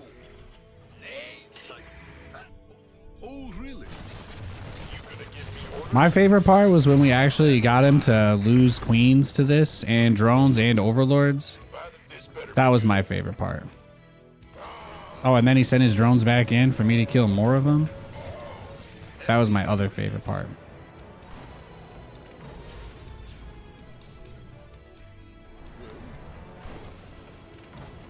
That was my other favorite part.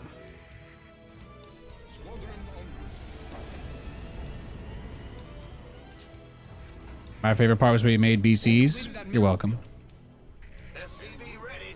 No, Katie's gonna go. Katie wants to go pick up Jimmy John's, and I told her I want to go with her. So Going on?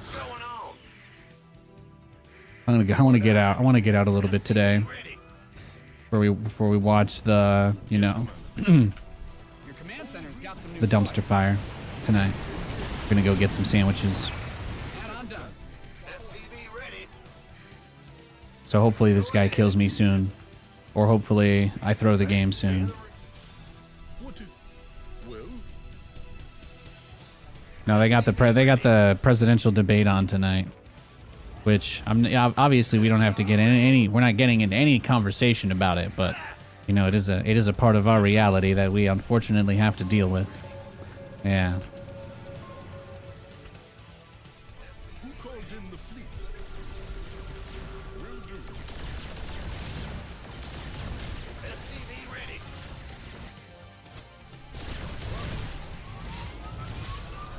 Mind out some of your minerals.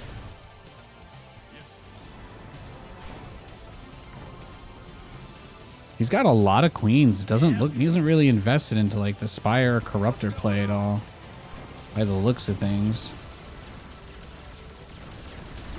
Hey, gold gas, that's for closers. What is it? Who called in the fleet?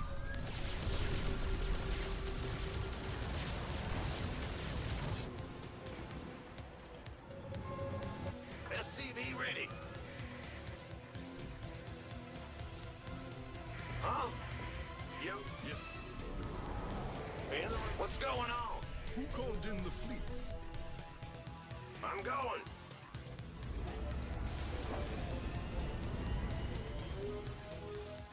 Upgrade complete.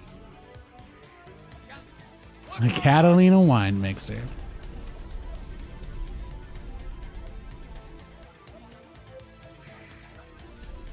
Bad news. Oh, hey, Terminator. Thanks for the 99-month sub. I appreciate you, man. Big ups, big ups. You know, the portion of us that just kind of want things to be better and we move on from the insanity, you know, we're hanging in there. We're hanging in there best we can, I promise you guys, but With the gear. holy shit.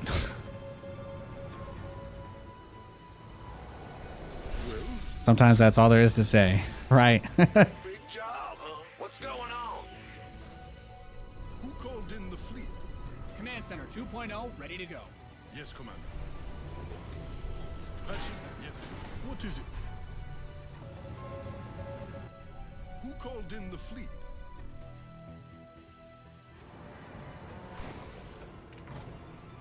Can't hold them alone. Oh, really?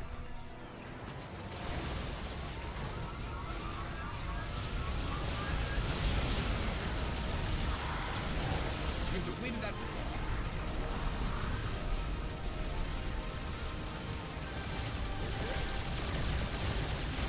Oh yeah, give me all your Ravagers, bro. Hell yes.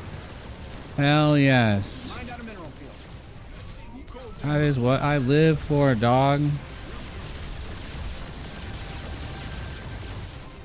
Let's go. Yes, Commander. Well, patching you through. Huh? Who called in the fleet? Bad news? What is it? You didn't build your base just for it to get blown up, did you? What is it? I'm on it. Yes, Commander. Oh, really? In the rear with the gear. Yes. What is it? Patching you through. He's busting out quite the strat here, huh?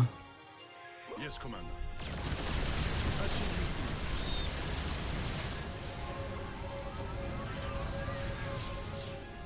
through. Who called in the fleet?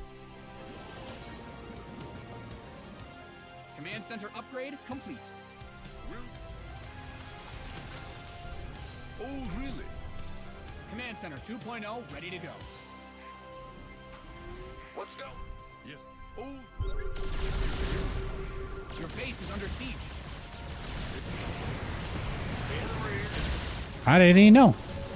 SCV ready. How did he know?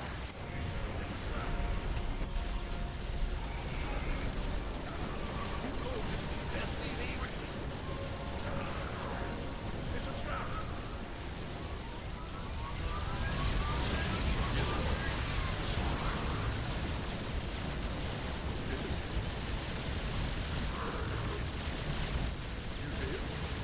SCVs didn't sign up to fight. What is it? Oh, really? Ah! You scared me! What is it? Who called in the fleet? Bad news? Patching you through. You hailed? Yes. Go ahead. Yes. Big job, huh?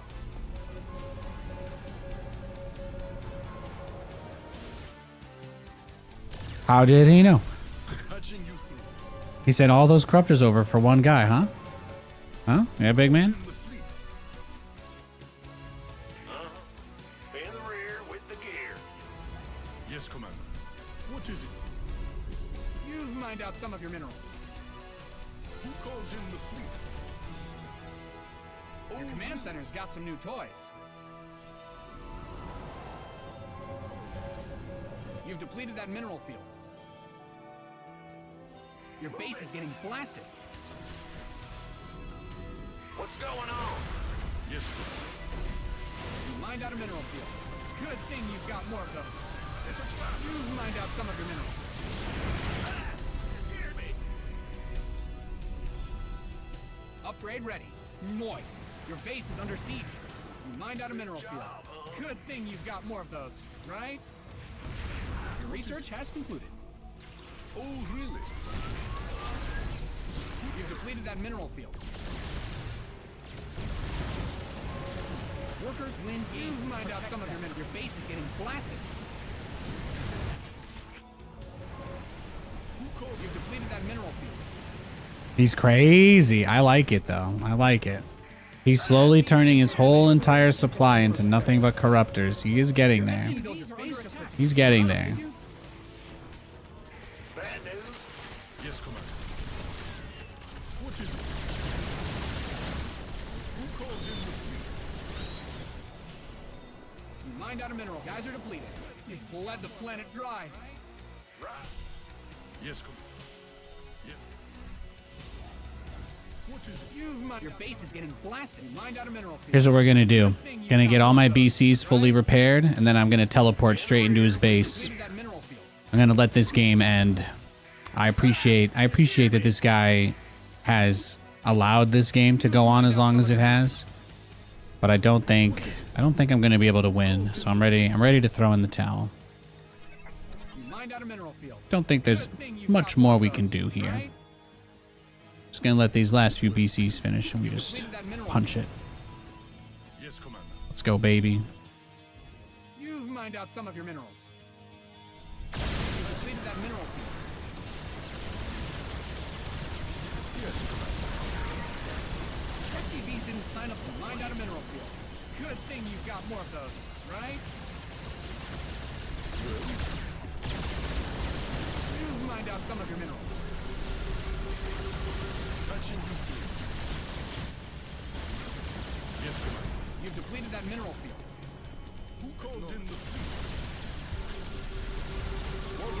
You mined out a mineral field. Good thing you've got more of those, right?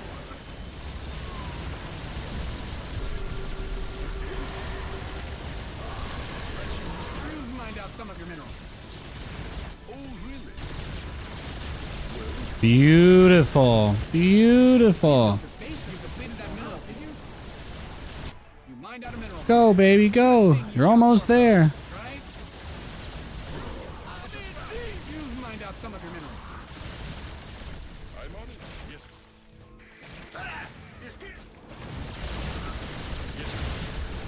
Your base mined out a mineral field. Good thing you've got more of those, right? We can use some help here. You've depleted that mineral field. Are we at the part where he just makes Blasted. hatcheries all over the map and just AFKs? Upgrade complete. Are we there yet? Command center upgrade complete. Did we get there?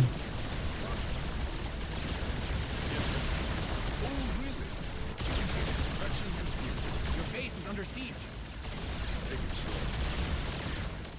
Who called in the fleet?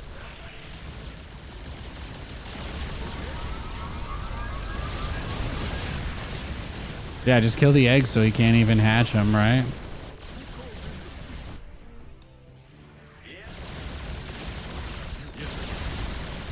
Upgrade ready. He still has stuff?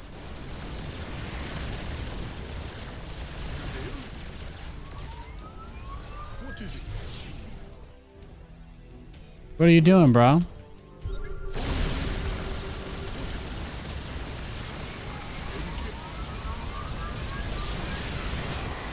What's going on, man? Oh, well, what did you say, bud? Yeah. What's up, bud? A phenomenal finish. Yeah. Oh, yeah. There he shows his true colors. He shows his true colors.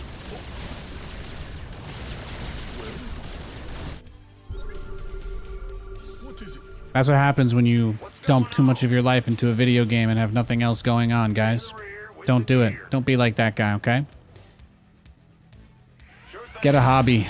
Go for a jog every once in a while. It'll make the game a lot less anger-inducing, I promise.